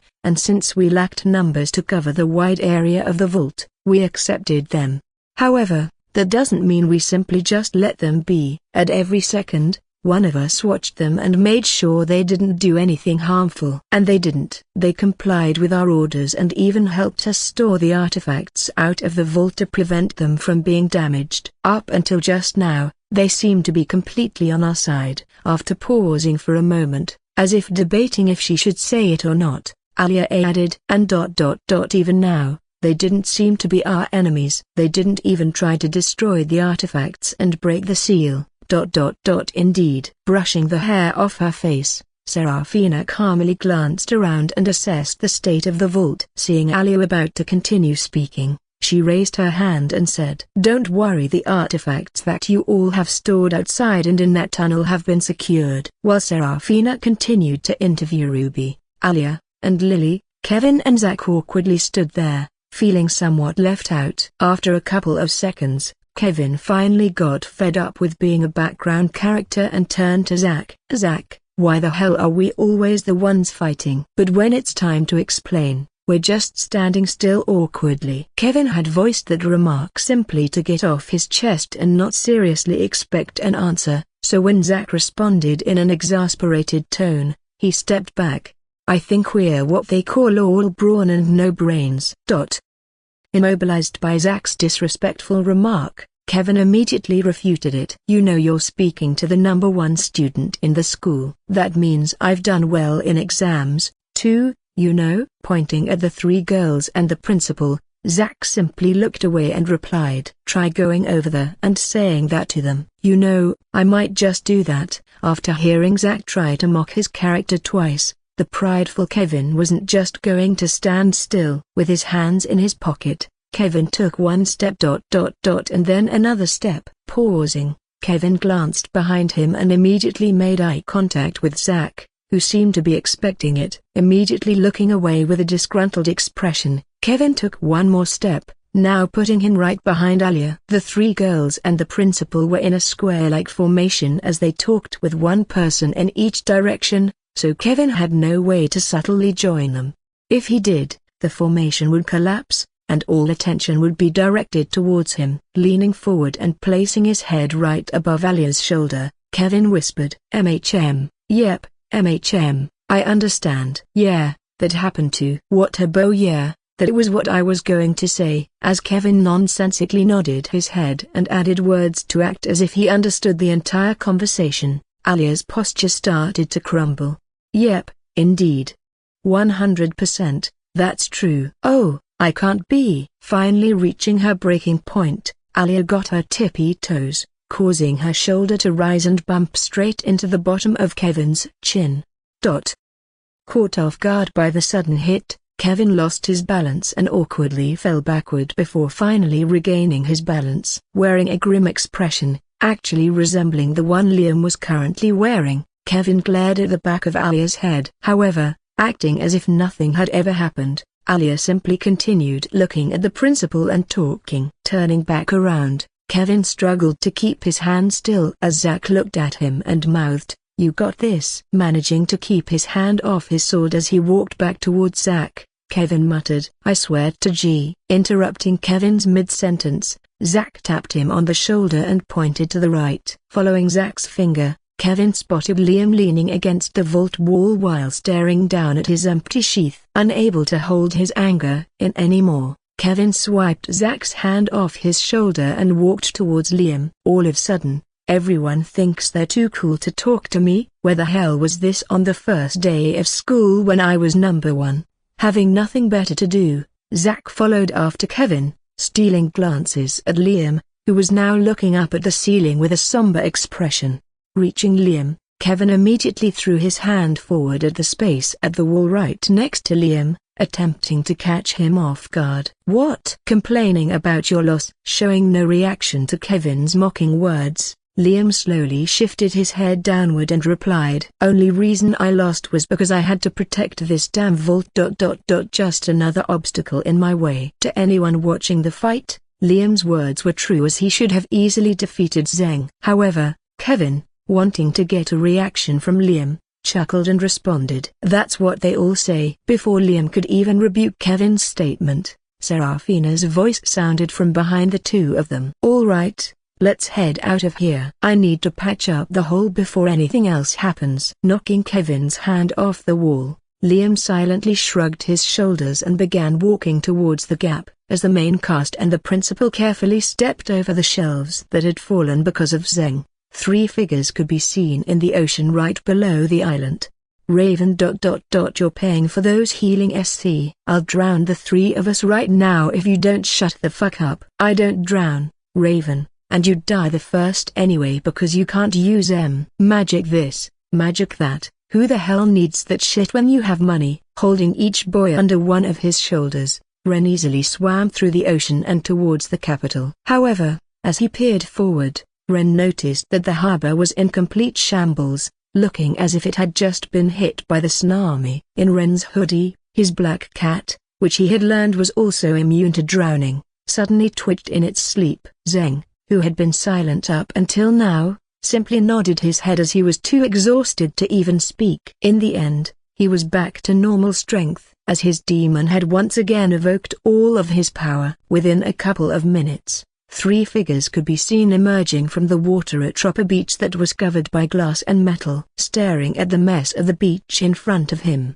Ren muttered, "Global warming really is getting bad." The two boys, unable to comprehend global warming, simply sighed and shrugged off their boss words. Exhausted and unable to take another step, Zheng and Raven simply let their body fell onto the warm sand of the beach. Looking up at Ren, Raven waved his hand and said, "I should have known. You'd be fine." Letting a smile creep onto his face, Ren also released his body, allowing himself to fall onto the soft and quite hot sand of the beach. Lying down in the middle of Raven and Zeng, Ren sighed and recalled the messages he had received from Ruby. Originally, in a worst-case scenario, the two were supposed to just walk out, claiming that their shift had ended or something like that. Of course, the main cast, 2 recruiters, and the student council president wouldn't trust this and send people to make sure they hadn't stolen anything. And, since Alia owed me one for helping heal Zack when he had gotten hurt, Ruby convinced her to help escort Raven and Zeng out of the vault. From there, they could just escape through the tunnel in the underground space and swim back towards the capital. However, it seemed like Raven and Zeng had a mind of their own. Before even asking them about their actions, Ren sighed and recalled a very particular message. Turning to the 2 boys, Ren said, "Ruby is part of a group and is trustworthy." Immediately flicking his head up and off the sand, Raven interrupted. "But, boss, she was attacking you with the other guys, forcing you to fall into that lava." Flicking the top of Raven's head and still laying down on the hand, Ren continued, "You watch so many movies, yet you don't know what a double agent is? I see. So, next time, you can listen to her and even ask her for help." Finally showing some sign of life, Zeng cupped his hands and picked up a handful of sand before replying. "What do you mean, next time?" Was there even going to be a next time? Recalling the plan he had made with Ruby when they had been in the underground space alone, Ren smiled. "So you're planning on taking on all of them at once? Just so you can expose the actual intruder?" Seeing Ruby's eyebrows contorting as if she was struggling to understand his plan, Ren replied, "With so many spells and attacks flying around, it'll be almost impossible for him to not get hit in the crossfire." Shaking her head, Ruby instantly responded, "And, how will you be able to avoid all those spells and attacks?" Manifesting pitch-black clothes made of corruption to cover his body, Ren replied, "Do you have another idea? We can't just camp here all day and all night, waiting for him to do something." "But we can In your own words, the principal will be arriving soon. She'll be able to take care of him, won't she?" Shifting his gaze to the right side of the underground space, where the original entrance was located, Ren said, "What if he acts before then? What if he's already acting and doing something to destroy the seal without our knowledge? And what if the principal doesn't even have the ability to see through the intruder's invisibility?" While it did seem crazy to say that the principal would be outsmarted by a mere Jinn intruder's ability, Ren did believe it was a possibility. After all, he possessed the best set of eyes in the entire world, and for some reason, he couldn't discern the intruder. Realizing that Ren wasn't going to give up on his plan, Ruby sighed and responded, "So, what do you need me to do?" Hearing Ruby's quick submission and willingness to help, Ren flinched and turned around to hide his expression. He felt terrible and sick, as if he were about to throw up. Here he was again, using Ruby as a pawn in his plans, forcing her to betray her friends again. What type of person was he? Ren. He knew he didn't deserve someone like her, someone so willing to help and assist him. For no reason. He hated it. But he still did it, because if he didn't, the monster would be released from the vault and kill millions of people, destroying the entire academy and capital city.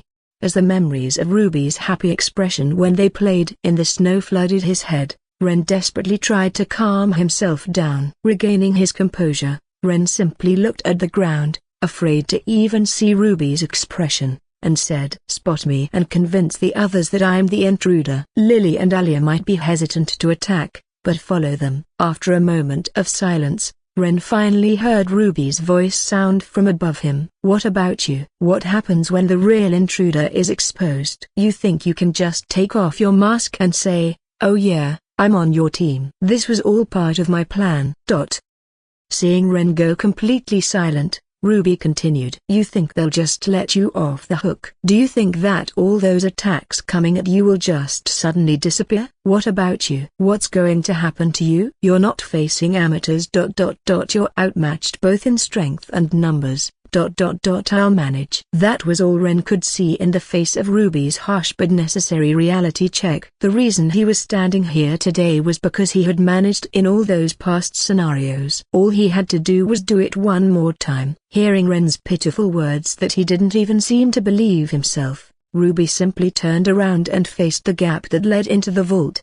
Trust the lava. With those parting words, Ruby ducked down and crawled through the gap, disappearing from Ren's sight. Returning to reality, Ren got up and leaned his back against a nearby rock before turning to Zheng. As long as I'm alive, there'll always be a next time. Pausing for a moment, Ren stared upwards at the descending sun, which lit up the sky a bright orange color. Of course, you're free to exclude yourself from missions and only do paperwork at the warehouse. I won't take it personally. I know after that, you may have some doubts about risking your lives for stupid shit like this. Ren had come to realize over time that he now had connections to this world. Things tying him down. And, instead of fighting against these chains that kept him in this new world, Ren embraced his new relationships, allowing him to form deeper bonds with Ruby, Raven, Zheng, Jin, and Han.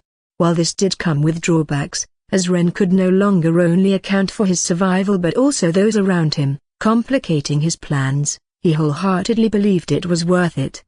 Because he was having fun. Would the old Ren be back to run around in the snow with Ruby and have a campus-wide snowball fight? Would the old Ren be able to lie down on the beach with his two subordinates while appreciating the beautiful sunset above? No.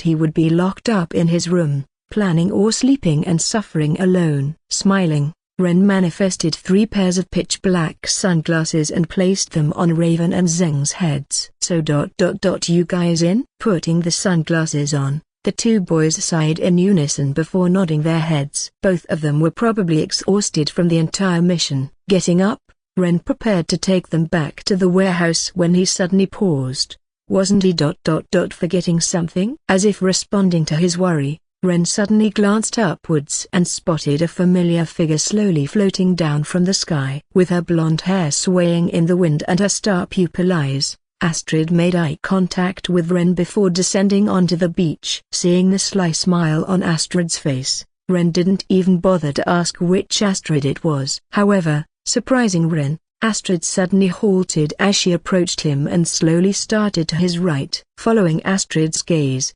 Ren noticed that, for some reason, she was staring at Raven, who was lying down on the sand and staring up at the sky with his sunglasses on.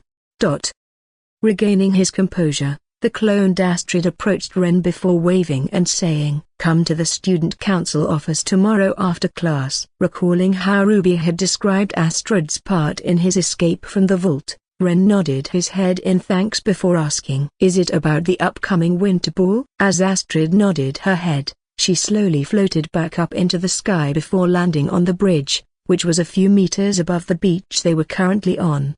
Shifting his gaze downwards, Ren stretched his hands for a moment before saying, "You two should head back for now. Go crazy, order some food or whatever." Immediately, the 2 boys glanced at each other and stood up. Even through their sunglasses, Ren could see their eyes shining. Walking off the beach and into the capital city, Ren gave them one last glance before warning, "I'll be there tomorrow, though." With those parting words, he climbed up to the bridge before walking towards the familiar and ever so ominous academy gates in the distance.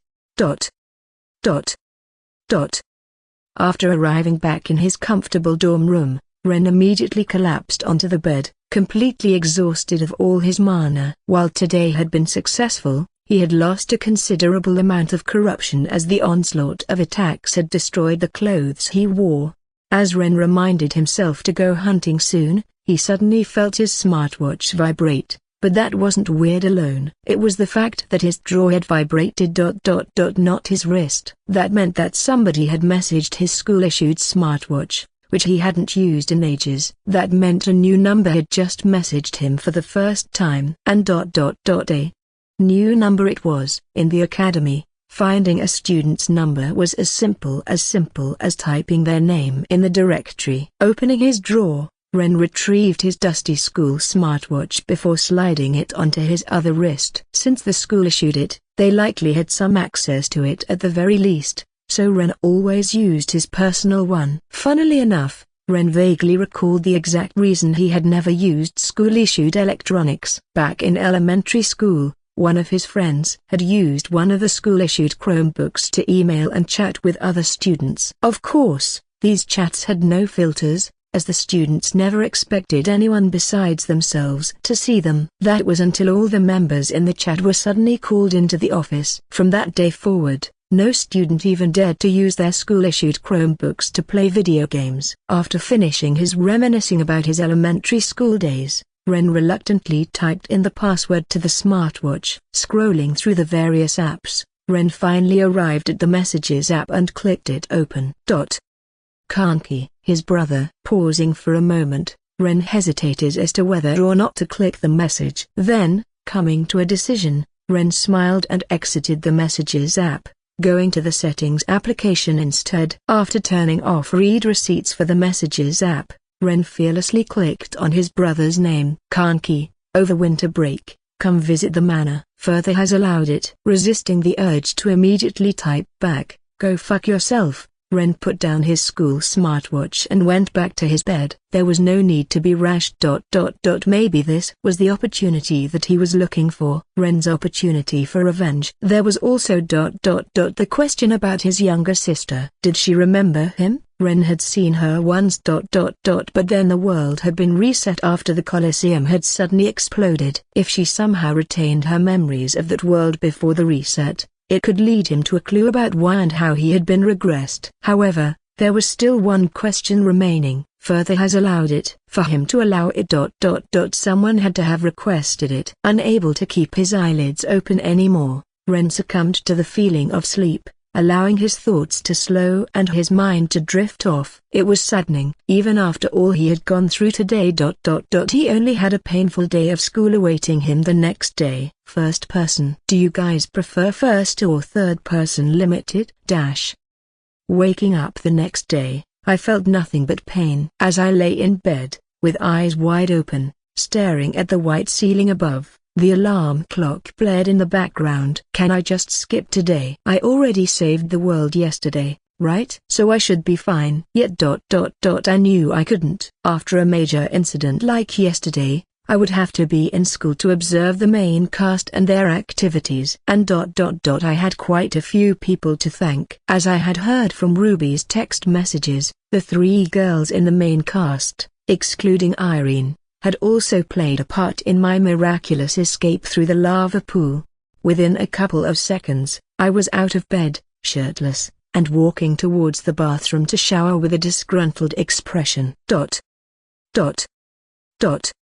Finally, after a brief shower, I put on my academy uniform, not even bothering to look in the mirror to adjust my collar and hair. Thankfully, it was winter, so I didn't have to deal with the bright sun blinding my eyes as soon as I opened the door. However, I did find someone waiting outside my door. After blinking a couple of times to confirm I wasn't dreaming, I simply stared at the blonde-haired figure outside my dorm. Charlotte. It's been a while. Well, it wasn't necessarily surprising. I expected her to be somewhat annoyed that I had moved into the royal dormitory without telling her, but she seemed unconcerned. Nodding her head, Charlotte simply stared at the nameplate on my dorm that read, Ren, for a couple of seconds before finally turning towards me.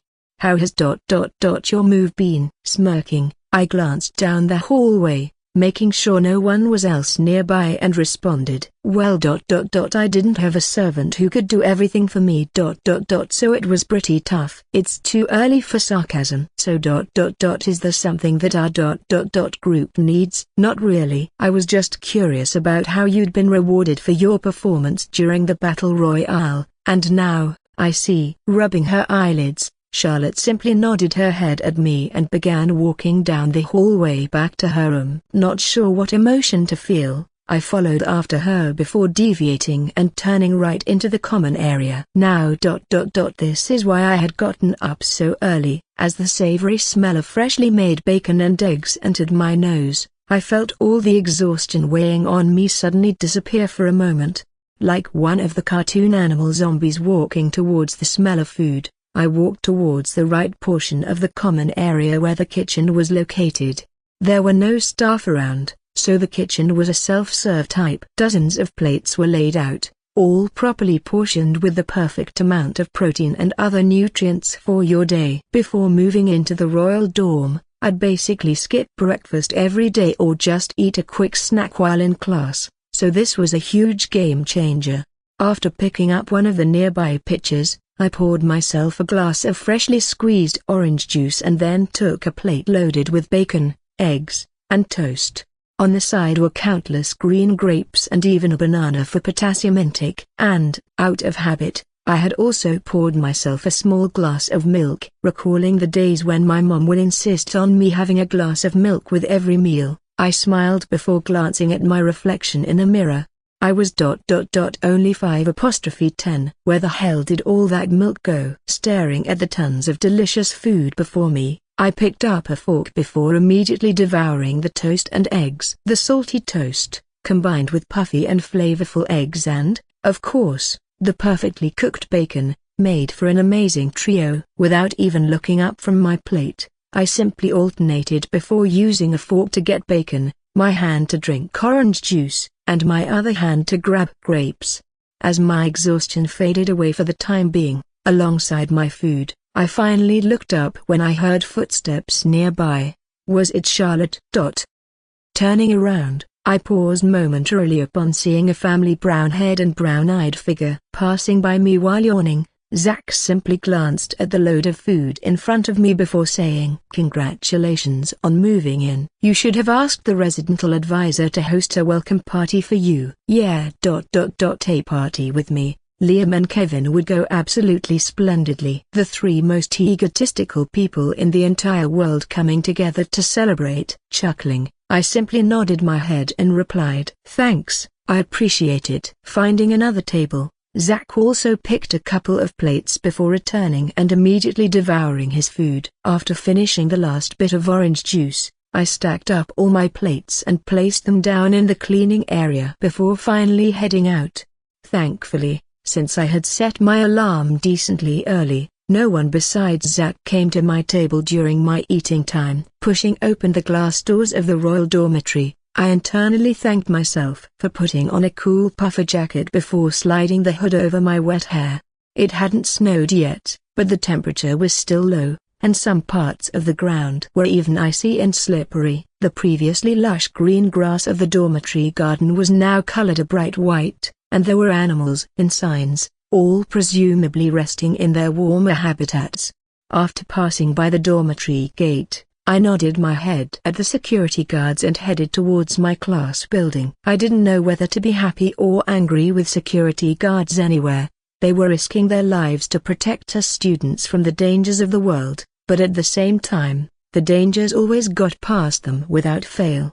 Well, I guess it wasn't their fault. It was more like the author's fault, as he had made them basically useless. Zipping my puffer jacket to protect myself from the cold, I strolled through the academy, passing by the envious gazes I was receiving. Technically, you had to be in uniform, so wearing a puffer jacket or any non-school issued one was not allowed, but technically, I'm also a student council member.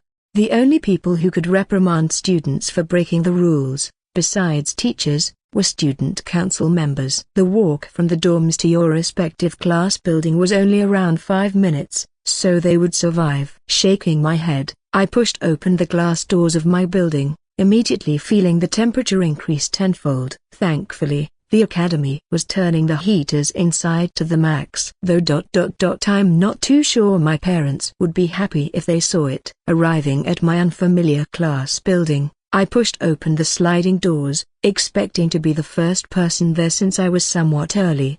But, to my surprise, Professor Zia was already inside and sitting by her desk with a mountain of papers. Hearing the door open, Professor Zia briefly glanced at me before returning her attention to the papers in front of her. Since my desk was on the far right of the classroom, I had to pass by her desk to get there, so to make things slightly less awkward, I asked while passing her desk, "What's on the agenda today?" Not even bothering to look up, Professor Zia said while staring at the papers that were probably created due to my actions in the vault. Some friendly classroom sparring. Well, there goes my plans of sleeping through the whole day. Walking up the stairs to my seat, I internally cursed the world before testing my head on my desk. This wasn't our first sparring session in the semester, so I wasn't nervous or scared but more fed up. During these classroom sparring sessions, Professor Zia would take the whole class outside and lead us all the way to the massive Coliseum, and probably because of the sheer amount of powerhouses in our class, we had the whole Coliseum to ourselves. Usually,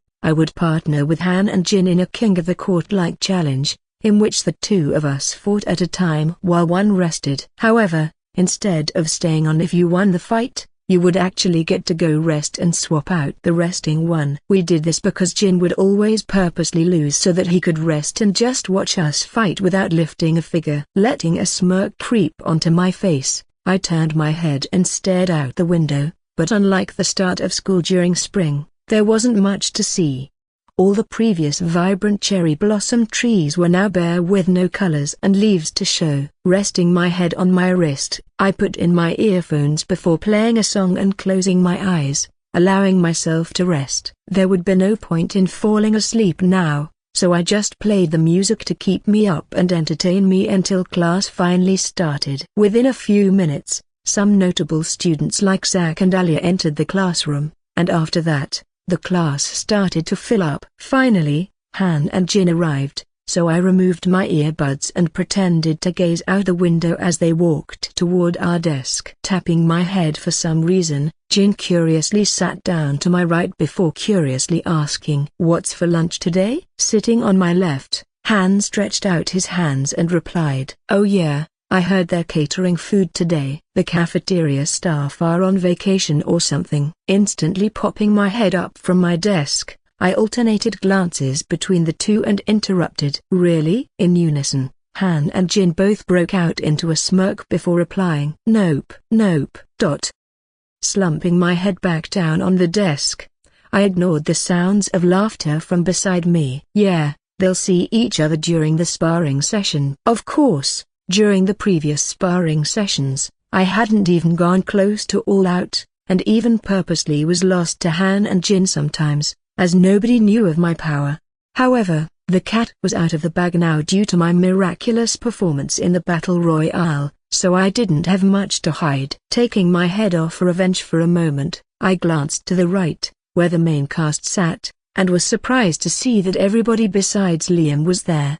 Beep beep. Then, as if to answer my question, as the bell rang, the sliding door suddenly slid open, revealing Liam's figure. He didn't seem tired at all and just nodded at Professor's ear before making his way to his seat. As Liam sat down in his seat, not bothering to talk with any of the main cast, Professor Zia subsequently stood up and began writing on the blackboard. Sparring session. At those words, the class split, as some students sighed in exhaustion while the others were already out of their seats and ready to leave the classroom. As for Jin and Han, they were part of the minority who weren't even paying attention, as they simply stared at each other, trying to see who would laugh first. Grabbing both of their shoulders, I got up from my seat and followed the other students in a neat line exiting the classroom. Walking through the entrance of the Coliseum, every other student and I began shivering as the massive open space in the middle of the Coliseum came into view. To avoid being scolded by Professor Zia, I had to leave my jacket in the classroom, so now I was just like everyone else. All of us stood by the entrance to the arena, where the heaters were still active, as we were technically in the hallway of the Coliseum, and awkwardly stared at the weapon racks that were a couple of meters away. "I don't care what she says, I am not going. She'll have to drag me out, I swear to God." Why do we have outside classroom on the worst damn days? Unsurprisingly, the first figure to step away from the heated area and into the cold arena was Liam. His sole figure could be seen shivering as he slowly approached the weapon rack and picked up a wooden broadsword. Behind him, Kevin and the rest of the main cast shortly followed.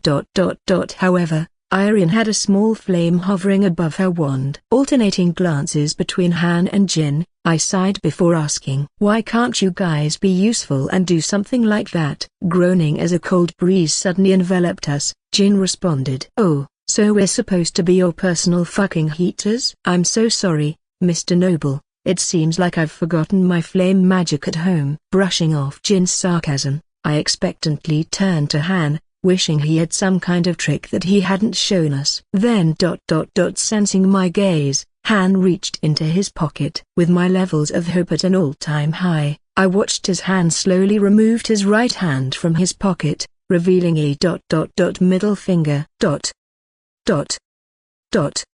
Fed up, I turned around and watched as Kevin began pestering Liam for a spar while the others simply crowded around Irene's flame like it was a campfire. "Get a move on." Hearing an authoritative voice from behind me, the other students and I suddenly turned around and saw Professor Zia looking at us with a sharp gaze. Come to think of it, wasn't she the head of the Academy's garden? The garden that she had poured hundreds of hours into, trying to grow materials for potions and other alchemy-related items. That garden was on the field. Right? Turning around to face Jin and Han, I let out a dry cough before saying, "Ahem, she seems to be in a bad mood today. Let's not mess around. Yeah." Agreed. Pulling my blazer up onto my face and covering my cheeks, I hesitantly took my first step out of the heated Colosseum hallway and into the frosty arena. It was like going into a pool. At first, it's super cold to the point where you can't stand it, but after a few moments of laying around, you start to get used to it and ignore it. That first plunge, though, was deadly. As my usual pale skin began to turn a light blue, I manifested a pair of corrupted gloves and immediately put them on. However, it didn't help in the slightest. Corruption was a cold material in itself, so it only amplified the cold temperate in the arena. Demanifesting the gloves, I finally reached the weapon stand and looked around for a bit. I didn't really have a preferred weapon as I alternated between using a sword, daggers, and a bow. Should I try something new today? Behind me, Han and Jin finally caught up. Before picking their respective weapons, Han with his wooden crossbow and Jin with his sleek Odaki. Shivering, two grabbed their weapons before retreating to a corner of the arena, trying to avoid the sight of Professor Zia so they could rest. As more and more students began to fold under the pressure of Professor Zia's gaze and step into the cold arena, I sighed before leaning down. Weapon. Weapon, which one? Feeling a tap on my right shoulder, I curiously turned around, only to be met with an unexpected figure. In front of me was Liam, standing with his signature wooden broadsword in hand. Usually, Liam would spar with Kevin while Zack trained with the magicians, focusing on learning how to deflect spells with his axe. Yet, as I peered past him, I spotted Lily facing Ruby, Irene against Alia, and, finally, Zack against Kevin. Who was Liam with, then? As if reading my mind, Liam nodded his head and stretched his sword before saying, "Spar with me." Somehow, the temperature in the arena managed to get even lower as everyone began staring at Liam and me with confused expressions. Picking up a small recurved bow and a pair of dual daggers from the stand, I turned around and looked around for a bit. The whole reason I had come to class today was to observe Liam's behavior. So sparring with him would be useful. But why did Liam want to spar with me? I knew he had recognized my strength ever since the carriage battle where we fought, so why was he only challenging me now? Did he think he was stronger than me now? Strapping a quiver of arrows round my back and allowing my bow to hang down, I surprisingly nodded my head. There was nothing to lose or gain in this scenario. Perhaps training with Liam could even help me break through in my dagger mastery, which had been stuck for a while. Of course, that was my fault as I didn't try to use daggers in fights recently, but to be fair, a bow was a better option in those scenarios. Dropping the bow but keeping the quiver strapped around my back, I grabbed two wooden curved daggers and pointed to an empty area in the Colosseum. There? Nodding his head, Liam walked away a distance away from me before arriving at the spot I had pointed to. Following behind him, I lightly waved at Han and Jin, who had already begun fighting upon seeing me agree to Liam. Within a few moments, I was standing with my daggers ready, a couple of meters in front of Liam. On three? Nodding his head to my question, Liam raised 3 fingers on his left hand. 3, 2, 1. Sidestepping for the right in case Liam immediately charged at me, I kept my eyes locked on Liam's figure. This was going to be a fight of pure skill. No overpowered skills, no corruption for me, no divine blue aura for Liam, and no flashes. All we were using were the wooden weapons in front of us and nothing of us. No magical sword slashes or anything like that. A good old-fashioned duel. Readjusting my grip on the daggers so that their tip was facing down at the ground, I stared at Liam, who was simply waiting for me to make the first move. Taking the opportunity, I rushed forward with my daggers still facing the floor, feeling the cold air brush against my face. Reaching Liam's body, I swung both my heads straight up to the sky, intending to hit Liam with a dirty uppercut. As expected, Liam dodged to the right as my left dagger was closer to reaching him. Readjusting myself mid-swing, I sidestepped to the right so that I was now perpendicular to Liam. Then, without any hesitation, I surged my hand and dagger forward, forcing Liam to finally raise his sword and parry the attack. As Liam recovered from his party and got ready to counterattack, I immediately backtracked, retreating a few steps backward. It's not that cold, is it? As I stood still and faced Liam, who seemed to be finally serious with a hardened expression, I realized that I had just completely forgotten that it was cold. In fact, I felt more comfortable here than in the classroom where the heaters were blasting air in. Shrugging his shoulders at my words, which I thought he hadn't heard, Liam took a step toward me and replied, "It was never cold." After saying those words, Liam immediately closed the distance between the two of us and thrusted his sword forward at my chest. Unable to dodge on time, I desperately raised both my daggers to my chest and crossed them, creating an X and blocking. As Liam's sword collided with my dagger's X, I stumbled backward due to the impact before immediately regaining my footing. Not wasting his momentum, Liam raised his sword up to the sky, imitating crashing it down at my head, creating a beautiful half-crescent arc. Prepared for Liam's attack, I sidestepped to the right, narrowly avoiding his sword swing. However, it seemed that Liam had been prepared as he stopped his sword mid-arc at the height of my waist and then rammed it to the right. Not having enough time to dodge and knowing that a worse counterattack would be aimed my way if I parried with my daggers and gave him another chance, I simply let his sword swing into my chest. Grunting as his sword hit my chest, I didn't hesitate to immediately lunge forward with my attacks, catching his frozen figure off guard. Liam was to my right, so I swung the dagger in my right hand first, causing him to immediately backpedal and take a step backward. Smiling that my fake had worked, I immediately jumped forward and pushed the danger in my left hand forward and to the right, making a semicircle with my dagger.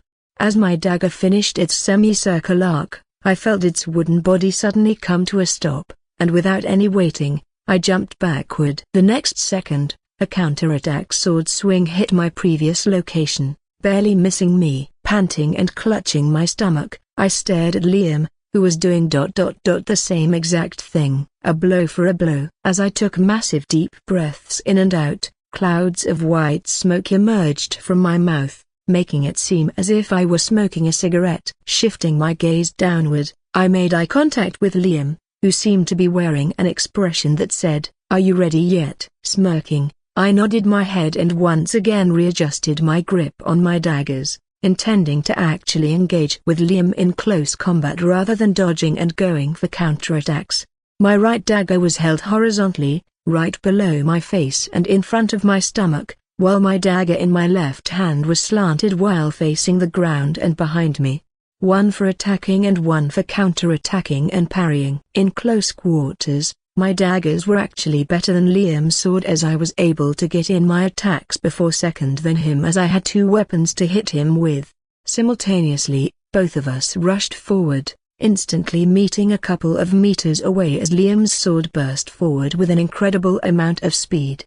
Raising my left danger, I attempted to block the slash with one weapon. And, just as Liam's sword was about to collide with the dagger in my left hand, I thrust my dagger forward at his chest. Unlike last time, this would be an unequal exchange. Although Liam's sword could easily push through my single left dagger and come at my body, it would have to halt for at least a millisecond when it made contact with my dagger. Then, in that time, before Liam could strike at my body, my right dagger would reach him, going perfectly. I felt my left dagger fall back and almost out of my hand as Liam's sword brutally hit it. Then, a millisecond later, I felt my right dagger hit something hard and halt. Liam, whose sword was about to hit me, suddenly slowed as my right dagger hit him, causing him to fall back for a second. Not missing the chance, I twisted my body to the right before gripping my left dagger and ramming it forward. Not even a second later, the tip of my wooden left dagger made contact with Liam's shirt, pushing him and his sword backward. Readying my daggers and putting them in their original positions, I patiently waited and stared at Liam, who was less than a step away from me. Though he wasn't clutching his stomach, where I had hit him with my left dagger, or his shoulder, where I had him with my right, I could tell he was feeling it.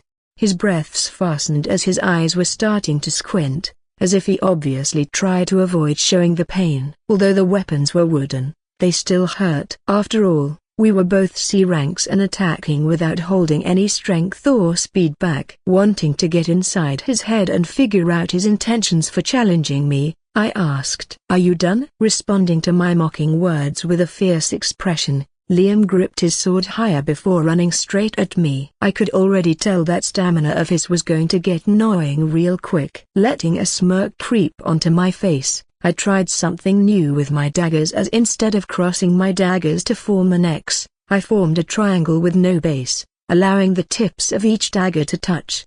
Yesterday had been a really bad day. I had intended to rob a vault to get a load of magical artifacts that could seriously help me in the future and increase my current strength. However, I had ended up saving the entire academy and capital city. Robert, a secret hero. What a change of events. While I was exhausted from saving millions of people and penniless, the main cast was probably receiving a shitload of presents from the principal as they had helped her. I knew I couldn't complain, but I was still pissed. It was like seeing that one kid who did no work on a school group project get an A+ while you somehow only got an A. As Liam reached me, I instantly helped up my daggers in preparation for a sword strike. However, Liam didn't immediately attack me and instead sidestepped to the right. It seemed he was planning to focus on my left dagger, and although my right dagger would be free to attack if he did that, I was sure he had some sort of counterattack prepped in case I did that again. Not sure what to do, I stepped forward into the empty space where Liam had been previously. From the outside, it must have looked like a cartoon scene. Both of us were right next to each other, our shoulders almost touching, yet we were looking in opposite directions. We were parallel to each other. The protagonist of the world, and me, an extra. In unison, both of us turned to face each other, my eyes meeting his. As Liam raised his sword from his side, intending to hit a quick jab at me, I created the triangle formation with my daggers right in front of my chest.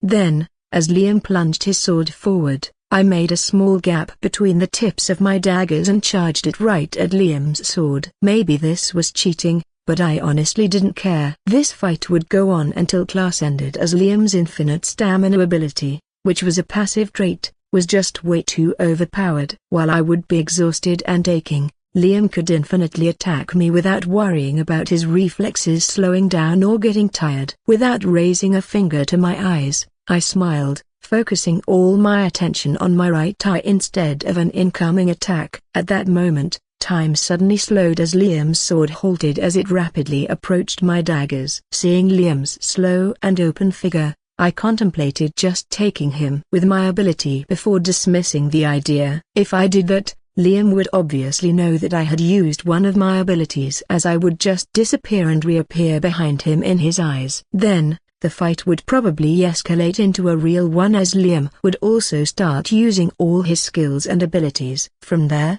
things could go terribly. Thus, I simply glanced down at Liam's sword before slowly moving daggers toward them. Finally, I made a triangle with my daggers. However, In the middle of both my daggers' tips was Liam's sword. With each of my daggers' tips touching one side of Liam's sword, I refocused my attention, allowing time to resume. In Liam's eyes, it would just look like I had reacted insanely fast and managed to pincer his sword with my daggers. Though it would look insane from Liam's point of view, I doubted that he would think I had used one of my abilities. As time resumed to normal, I easily halted the momentum of Liam's swords by pushing my daggers together, forcing Liam's sword, which was in the middle of them, to stop.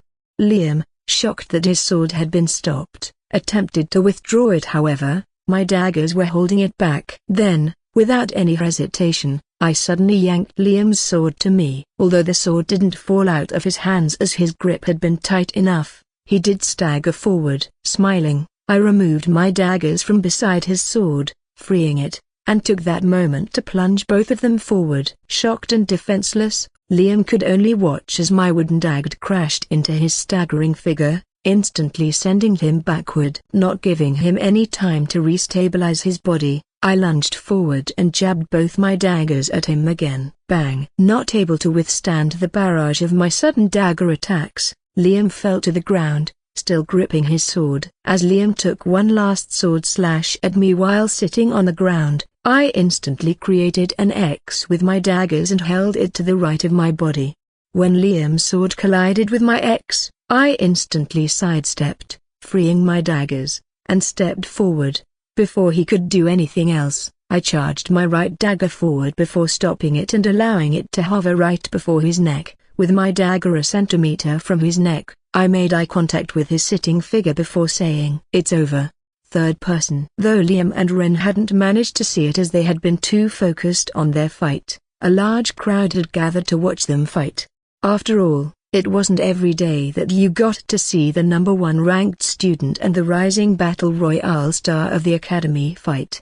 However, their expectations for the fight had been surpassed by far. The last exchange, when Ren had managed to take Liam to the ground and subdue them, have nearly sent the students into a frenzy. However, out of respect for Liam and the amazing fight, the crowd remained silent, not throwing out any cheers. Would they have done the same if Ren had been on the losing side? Staring at them, Ren muttered, "I guess we'll never know." Seeing Ren walk away with his two wooden daggers in hand, Liam silently stood up and dusted the dirt off his pants. Staring down at the wooden sword in his hands and oblivious to the approach of the main cast, Liam zoned out. Snapping Liam out of his trance, Kevin tapped on the shoulder with his own wooden sword and said, "Up for another?" While Kevin was strong and proficient with the battle axe, it was simply not meant for one-on-one fights. The heavy battle axe, though packing a heavy punch, was inefficient and could not be used to consistently parry a broadsword. The speed of Kevin's sword swings far outpaced that of Zack,